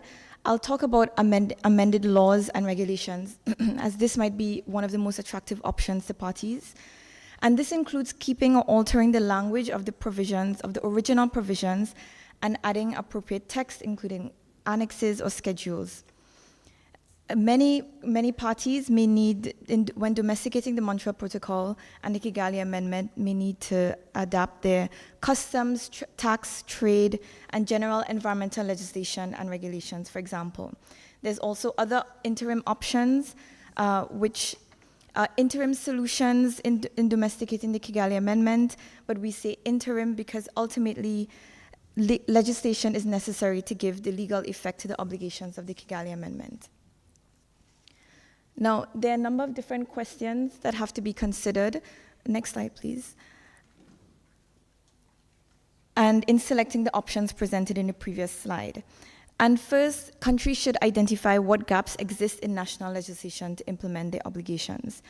This avoids using what's already there and avoids reinventing the wheel. On how can these adjustments best be made? It's possible that, for example, new schedules or annexes can be added while retaining the precise meaning of the original legislation. countries should consider whether they would use subsidiary or primary legislation, and they should definitely consider what challenges or opportunities exist at the time that may influence this process, that are unique to the country's situation.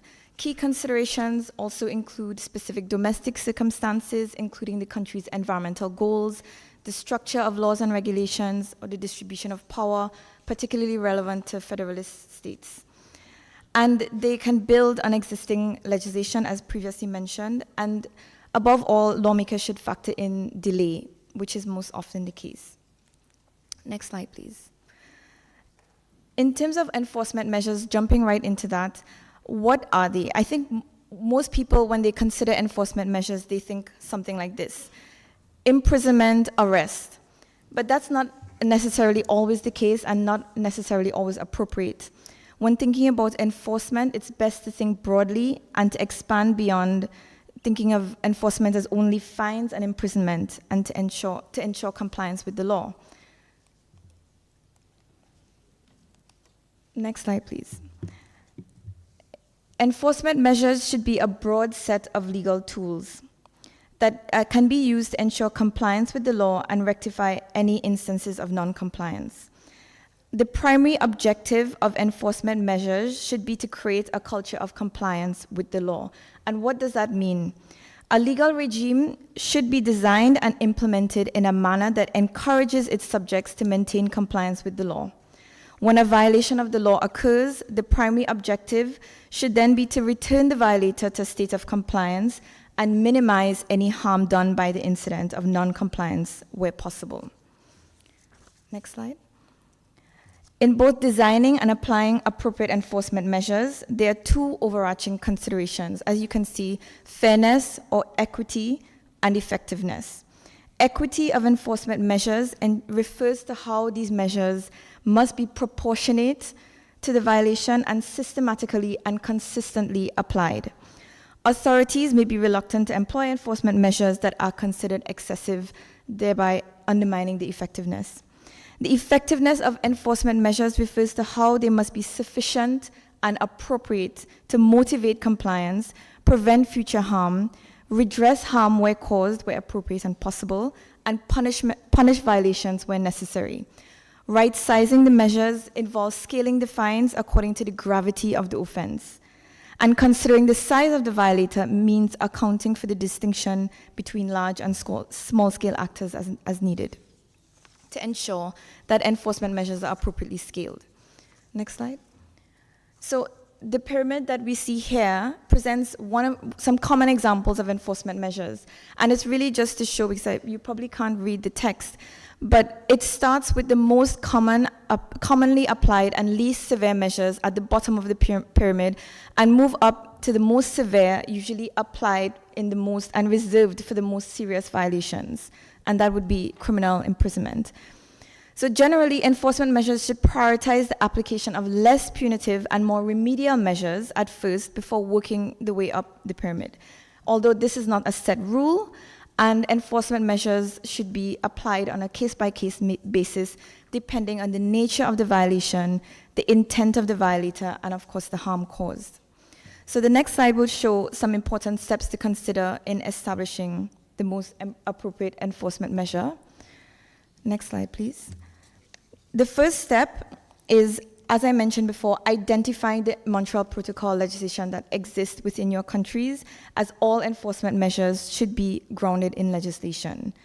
What is allowed? Are you allowed to issue civil fines or issue remedial action or an education order? Next, legislation should provide a range of enforcement measures to enable flexibility.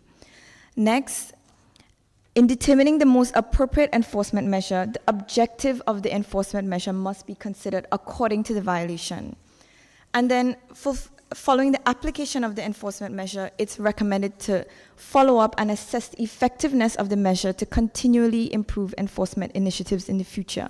And I would recommend that also in the process of doing so, sex disaggregated data is collected to ensure that this is integrated into the development of enforcement measures. Now, finally, how can UNEP's Law Division support you? Next slide, please. The UNEP Law Division's Environmental Rule of Law Unit is guided by a 10-year intergovernmental program known as the Montevideo Environmental Law Program. This is a program designed to promote environmental rule of law and build related capacities. At the Law Division, we can support countries in reviewing draft legislation at all stages of development and supporting countries to identify opportunities for further legislative development as well. We're also involved in a number of capacity building events and the development of knowledge products. And before the end of the year, we'll be producing a specific guide to lawmakers on the development of enforcement measures in legislation. Finally, I would encourage countries to access the online platform known as the Law and Environmental Assistance Platform. You can go to the URL here, which allows countries to request technical assistance from the Law Division for support on environmental issues. Thank you for your attention. So thank you, Renee, and thanks for giving this overview of how to domesticate Montreal Protocol and Kigali Amendment into obligations into national law, and indeed emphasizing the importance of law, which underpins a lot of the other compliance and enforcement issues that we're talking about. Now we're going to turn to our to brief presentations by our esteemed panelists, and I would like to now invite our first speaker, Anna Kobileka, Environmental Program Manager, World Customs Organization, who will speak about Operation Demeter. So, Anna, over to you, please. Thank you very much. I promise to be brief, as this is my second presentation today. And in this presentation, I will speak about the WCO Global Enforcement Operation Demeter series, which can give some insight to assess the implementation and enforcement of the Montreal Protocol by customs administrations, as well as they give also the opportunity for capacity building for the administrations. So this can be, this assessment and capacity building can be done at the national level, but also from a global perspective in regard to the enforcement of the Montreal Protocol. In principle, customs enforcement operations are means of enhancing the efficiency of customs enforcement and assessing and identification of gaps in the enforcement. Customs operations usually involve risk analysis, targeting, detaining, and controlling of suspicious consignments and traders, data and intelligence sharing, as well as interagency cooperation and bilateral and multilateral cooperation. The WCO is the only international organization with competence in customs matters, representing 185 members, customs administrations across the globe, that collectively process approximately 98% of trade. So by developing and coordinating an enforcement operation, the WCO ensures a unique approach, leveraging the knowledge of officers from its worldwide membership and partnerships with other international organizations, and supported by standardized WCO instruments and tools. Recognizing the customs role in the implementation of multilateral environmental agreements, Operation Demeter was launched first in 2009 to focus on waste and the Basel Convention. And in recognition of the importance of customs enforcement of the Montreal Protocol, the operation focuses also on the substances controlled under the Montreal Protocol since 2019. Over the past editions, various seizures of ODS and HFCs have been reported mainly by the EU member states and mainly of the HFCs. There were over 60 seizures reported within this operation so far. Last year, the operation was participated by 90 customs administrations, and every year this number is growing. And the operation is also supported by various WCO partners, which are key to the enforcement of the two international instruments, that is the Basel Convention and the Montreal Protocol. As guided by the WCO members this year, the future editions will be focusing on risk profiling and providing capacity building in this regard.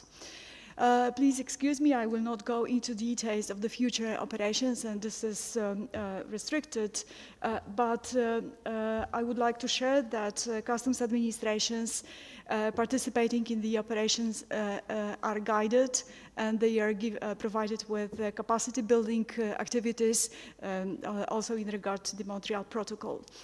And their awareness is also raised on the possible modus operandi for illegal trade in Montreal Protocol substances and the need for close cooperation with national competent authorities.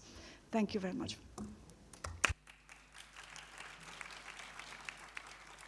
Thank you very much, Anna. And I think it stressed the importance of innovative approaches like Operation Demeter, which is an international initiative. Ozone Action is a proud member of that. And we encourage also countries here to liaise with their customs agencies to encourage participation in the upcoming session of Operation Demeter, which will kick off a little later in the summer. So thank you very much, Anna. So next, we're going to hear from Ioana Cotutiu, who's a program coordinator at UN Waste with the United Nations Office on Drugs and Crime, and she will speak on UNODC and WCO's container control program. So, Ioana, it's over to you, please. Thanks a lot, Jim, and thanks a lot for the invitation. So today I'm going to present about two initiatives by UNODC on waste trafficking, and while we are not focusing on Montreal Protocol substances, I think there are really interesting lessons to be learned from our work. Currently the two projects are the project UNWaste. It's funded by the European Union. We are implementing the project in cooperation with the United Nations Environmental Program and with UNITAR. And the other program, it was mentioned, UNODC WCO Container Control Program, and I'm going to cover a little bit on capacity building and tools that are employed by the CCP program. So first, going to the project UNWaste, it's a project that focuses on waste flows between European Union and ASEAN countries, with focus on 4 countries: Thailand, Indonesia, Malaysia, Vietnam. And why this focus? Because these 4 countries, they played a leadership role in the region in putting in place measures and also in terms of legislation enforcement regarding waste trade and waste trafficking, and also they are the largest importer of waste in the region, like we're speaking about the legal flows. So how I'm going to give an overview of how UNWaste, the research and policy elements are trying to map out the different elements that are relevant to preventing and combating waste trafficking. We are doing monitor of trade data and trends because we know that illegal flows are hidden within the legal ones. Along with the UNAP, with the legal division colleague, we are also doing an analysis of national legislative frameworks, administrative and criminal remedies, and look into working with country to see what's missing, what's existing in the national legislation, focusing mostly on ASEAN countries. And also we're looking, for example, looking at the data and policy measures in place, what are the impacts, and on the graphs on the left, you can see, for example, on the top figure, the impact of China ban on waste imports in ASEAN countries, and follow the measures that put in place, and we see the decrease in imports. And on the bottom graph, you see the plastic waste export from the European Union toward ASEAN, and different measures in the ASEAN countries, but also in the European Union, that are influencing these flows. Also, we are looking into different criminal trends and smuggling methods, and so far we collected data from countries, and same as the Montreal Protocol substances, we see false labeling, misdeclaration, concealment, change of destination or classification of the waste during transshipment in order to smuggle waste. And also we are doing an assessment of involvement transnational organized crime, assess the role of corruption, money laundering, and how waste trafficking is enabled by internet. We aim to publish a study on waste flows and waste trafficking later this year, and again in cooperation with UNEP and UNITAR.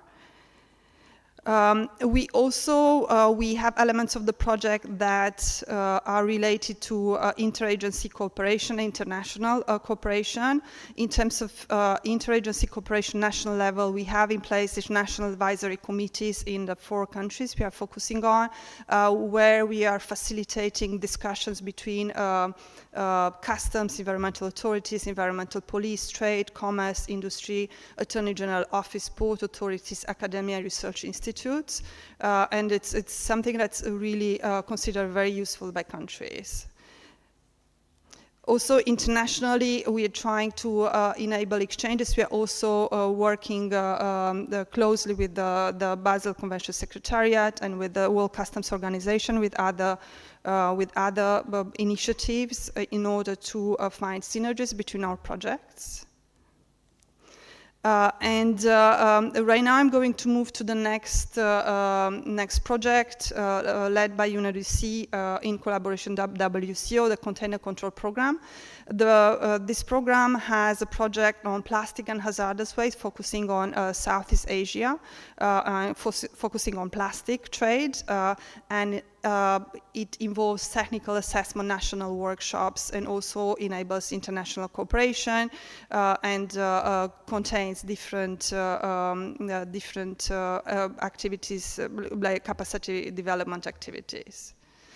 And just one last point on the importance of the tools used by the CCP project.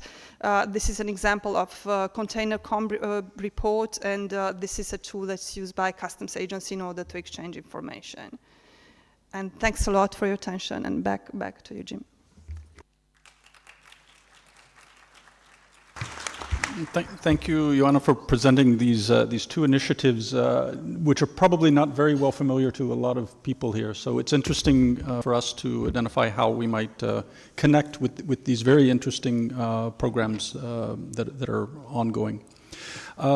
So next, I would like to invite Claire Perry, who's the head of the climate campaign at the Environmental Investigation Agency.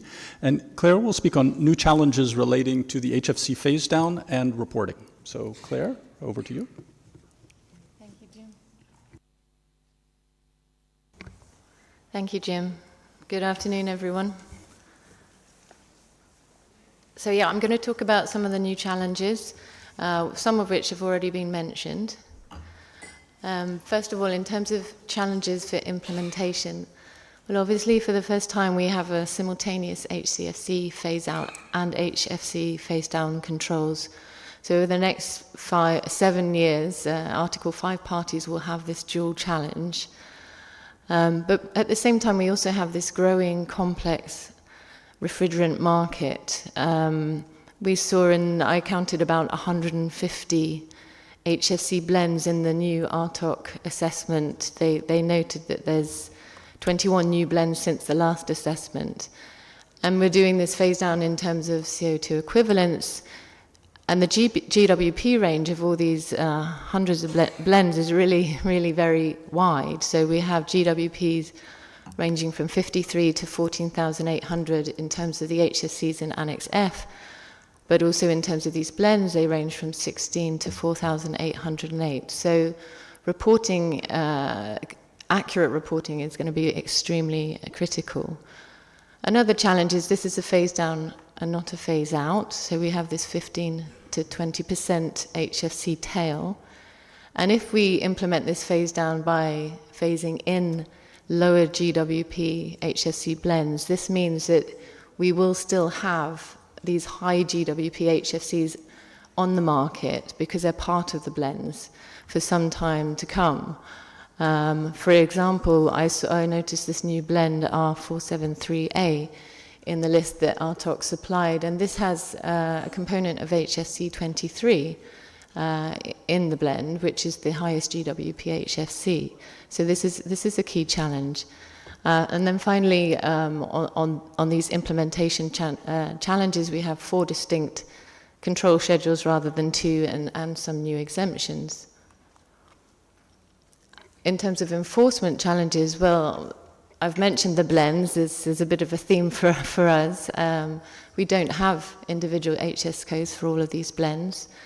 And this disparity in the GWP does create some enforcement challenges. We've seen in the EU, for sure, that the smugglers are targeting the high GWP blends, R404A in particular, because the legal supply of these refrigerants is so restricted and the price is so high. Another major challenge is the continued large-scale production of HCFC 22 and other HCFCs for feedstock to manufacture other fluorochemicals primarily.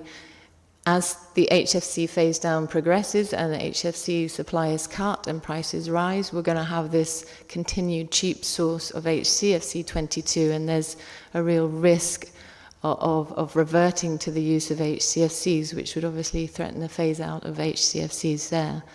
I've put this quote from the latest scientific assessment of ozone depletion because it really struck me that in 2019, a greater mass of HCFC 22 was produced in a single year than any other fluorocarbon in history. So I think this is something that the parties really need to deal with.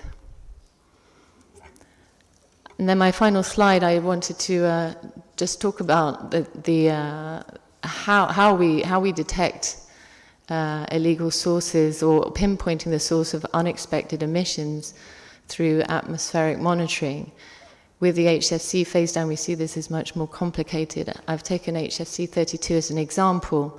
So if we saw higher emissions of HFC 32 in the atmosphere than was expected through Article 7 reporting, and wanted to understand where these were coming from, we need to consider that this refrigerant is traded in bulk and in pre-charged equipment. It's used as a pure refrigerant, but it's a component of 60 HFC blends, including widely used blends like HFC 410A. It's used in a range of equipment, all with different emissions factors. There are actually now feedstock uses of HFC 32 being reported, and HFC 32 emissions feature in TEEP's list of chemical pathways in which substantial emissions are likely. Based on the decision, the report that's come to this meeting based on decision 34.5 last year. So my point here is that, yes, enhanced full coverage in terms of global atmospheric monitoring is absolutely critical, but this must be combined with strengthened monitoring, reporting, verification, and enforcement on the ground to enable us to prevent, detect, and eliminate illegal production, use, and trade. Thank you.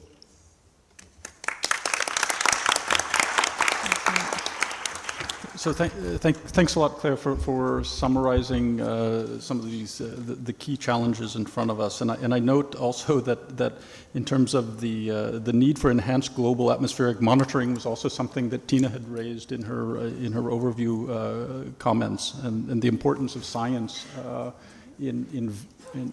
as part of the compliance and enforcement mechanism. And I think it's also safe to say that blends are the bugbear of the Montreal Protocol, and they will continue to be for years. And there's a ripple effect. They have many, many different implications, not only at the customs side, but also at the technician side and everywhere else. So thank you very much.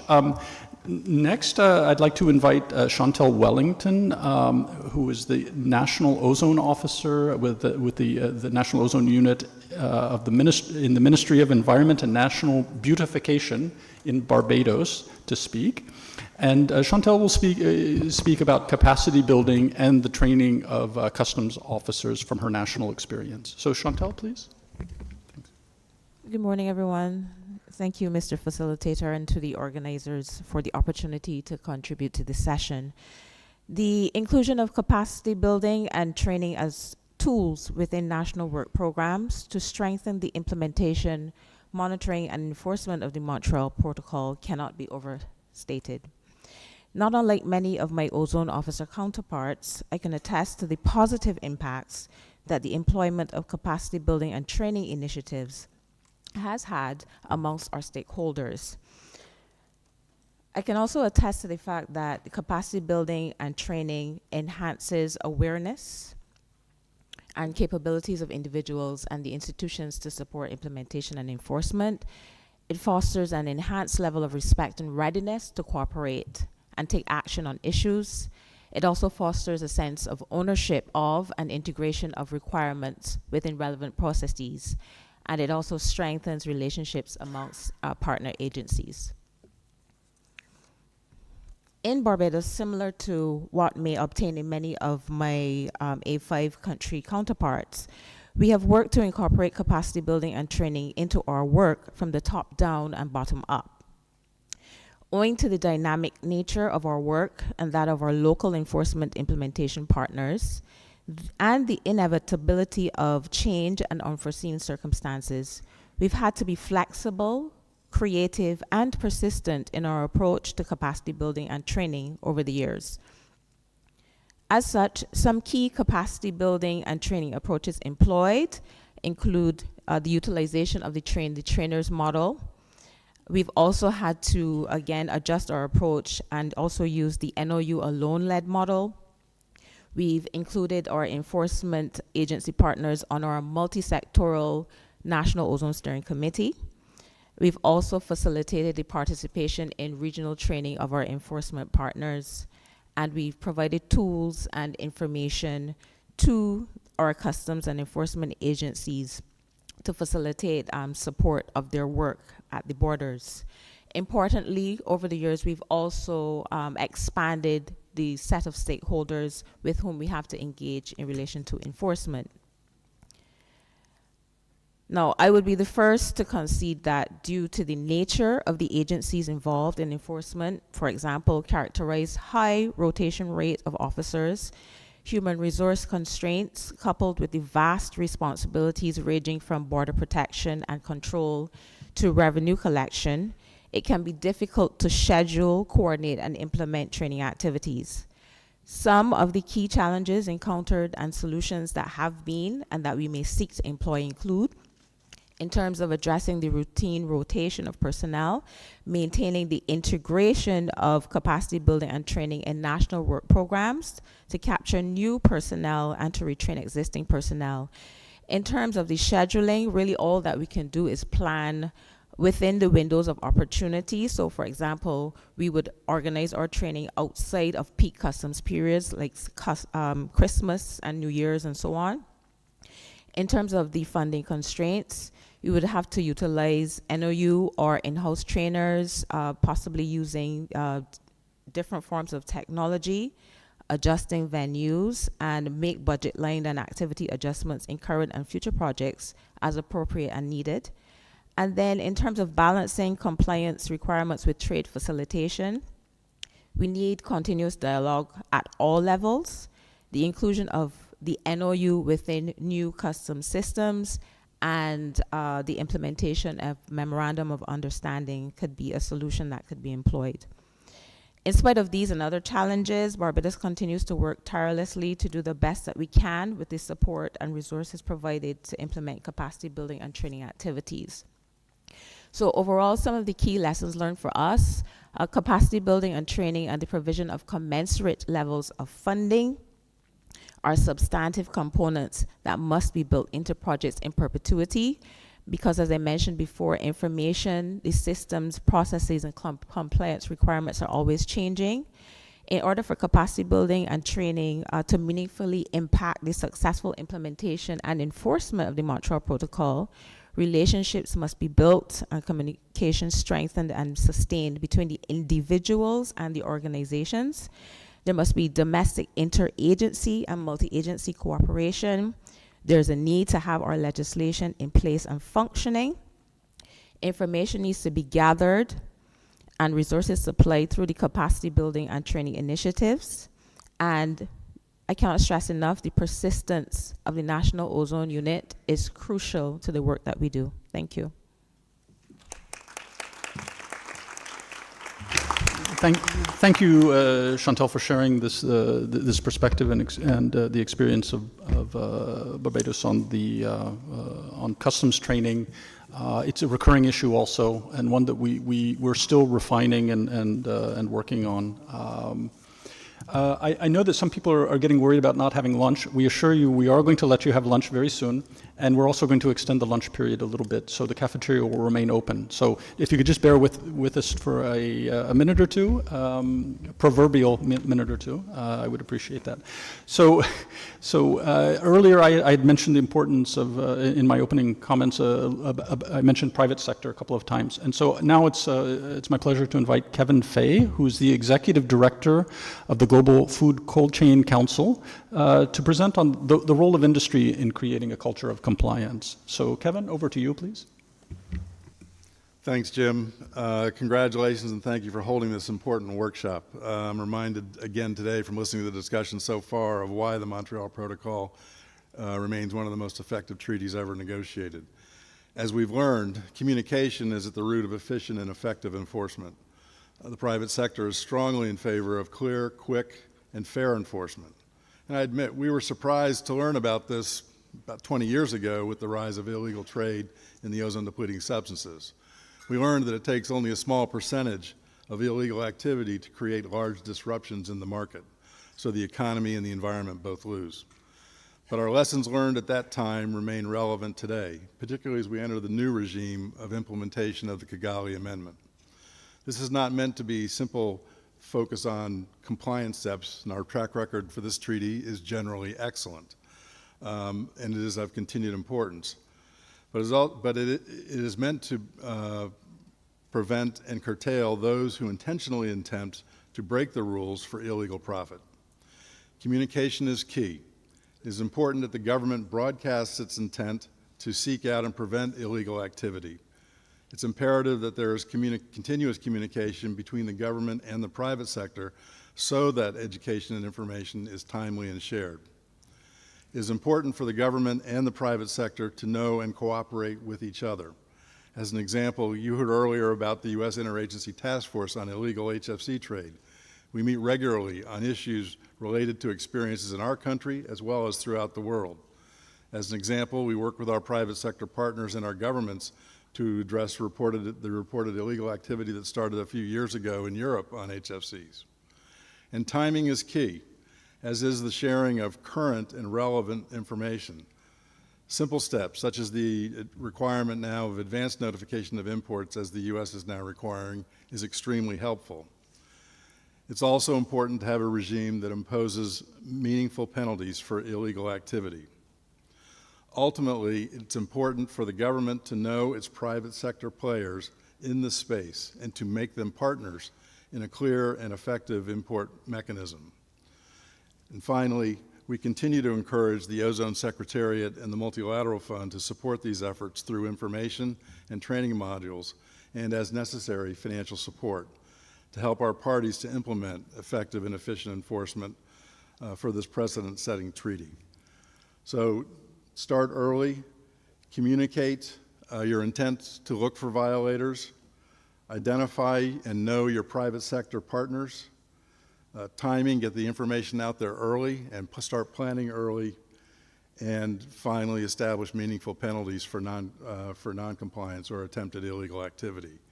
The private sector wants to be your partner in making this treaty work and making the new HFC phase-down schedule work, And we think that with this type of session such as this, and continued support from the Secretariat and the Multilateral Fund, that we can achieve that. So thank you again for this important workshop and allowing our participation.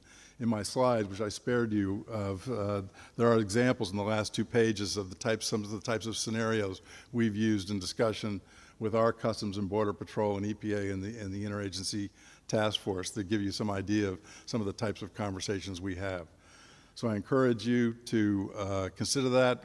Your questions today have been excellent so far, and we look forward to working with you over the next several years on successful implementation of Kigali. Thank you.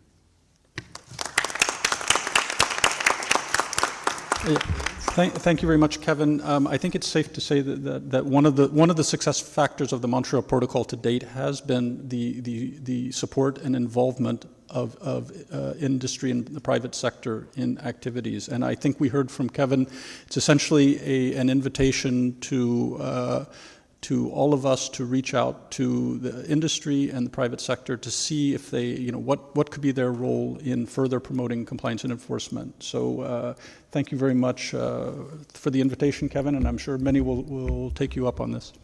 Lastly, for this morning session, I'd like to invite Jean Smilansky, who is our esteemed president of the Implementation Committee. And Jean will speak on compliance with phase-out and phase-down obligations and sustaining the phase-out and phase-down. So, Jean, over to you, please. Thank you, Jim, and good afternoon, colleagues. I have the distinct honor of being the last speaker standing between you all and lunch, so I will try to be brief. I'll speak to the role that the Implementation Committee, or the IMCOM, plays in promoting compliance with the phase-down or phase-out of controlled substances, both at the international level and at the domestic level.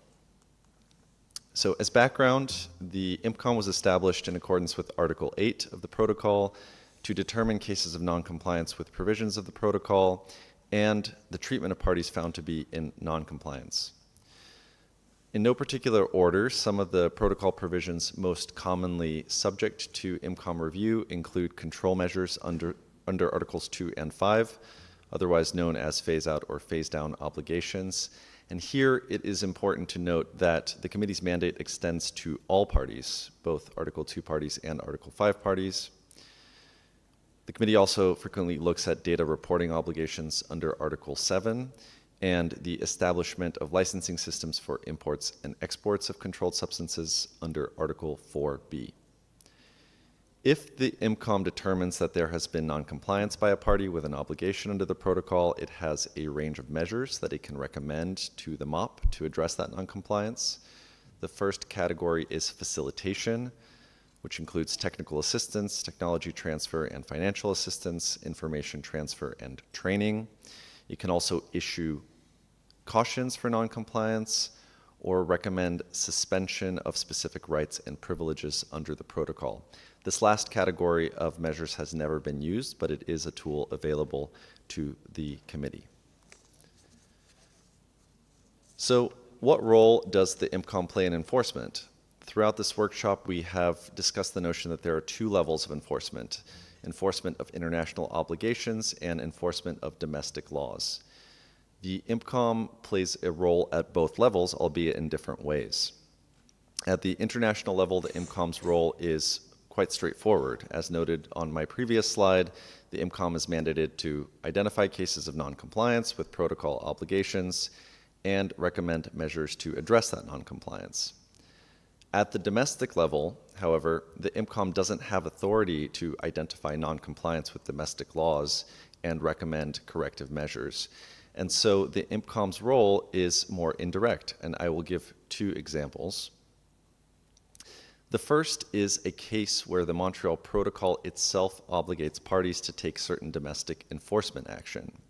An example is the requirement under Article 4b to establish a licensing system for imports and exports of controlled substances. For non-producing countries in particular, such a licensing system might be the country's main domestic mechanism to promote compliance with control measures. The IMCOM plays a key role in monitoring compliance with this obligation. including identifying non-compliant parties and helping them return to compliance. A second example of the IMCOM's role in promoting domestic compliance is identifying discrepancies between imports and exports reporting, which might potentially indicate cases of illegal trade. Decision 1716 of the MOP called on exporting parties to report the destinations of their exports, and Decision 2412 called on importing parties to report the sources of their imports. Taken together, this information on export destination and import sources can be analyzed to uncover potential cases of illegal trade. And important to remember is that here illegal means in contravention with a country's domestic laws. Over many years, the IMCOM has played an important role in directing attention to the importance of reporting export destinations and import sources. For example, in 2007, the IMCOM asked the Secretariat to track over time how many parties have reported export destinations and import sources. And in 2018, the IMCOM developed a draft decision, ultimately adopted by MOP 30, again urging parties to provide this information. So on this last slide, you can see how the rate of reporting this information has evolved over time, and I'd like to thank the Secretariat for compiling this information, which I just simply depicted in graph form here. So the graph on the right shows that the rate of reporting export destinations is quite high and has been more or less steady over time. On the left, however, you see with respect to reporting importing sources, there's two trends. First, the rate of such reporting has increased over time from 2015 to 2021, and I would like to think that increase owes, at least in part, to the IMCOM's efforts to raise the profile of this issue. But this graph shows that more work remains to be done, because even in 2021, the rate of such reporting among importing parties was 53%. That's better than the 32% we saw in 2015, but it is far short of the 100% that we would like to see. So I trust the IMCOM will continue its efforts to shine a spotlight on this issue and thereby help parties improve their domestic enforcement by identifying cases of illegal trade. Thank you very much for your attention, and thank you, Mr. Facilitator.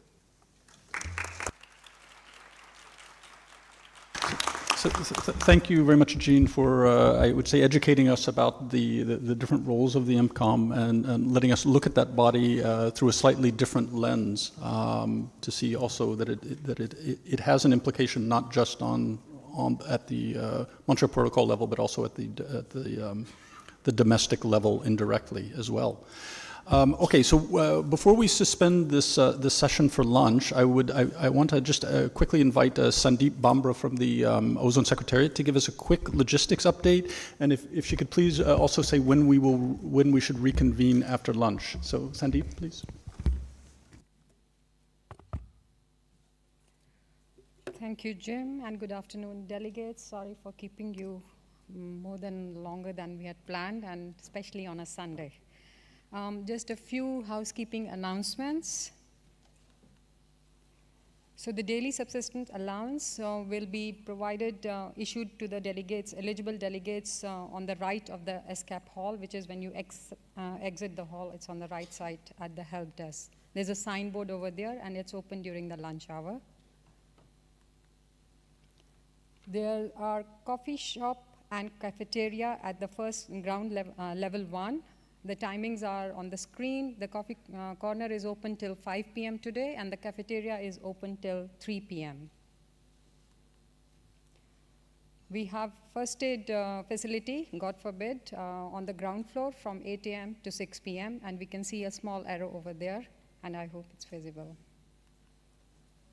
The prayer room is at this level. When we exit the ESCAP hall, it's on the left side, and it's clearly marked. So that was that. And about the resuming after the lunch, we will resume at 2:45 p.m. as opposed to 2:30 p.m. indicated in the program. Thank you.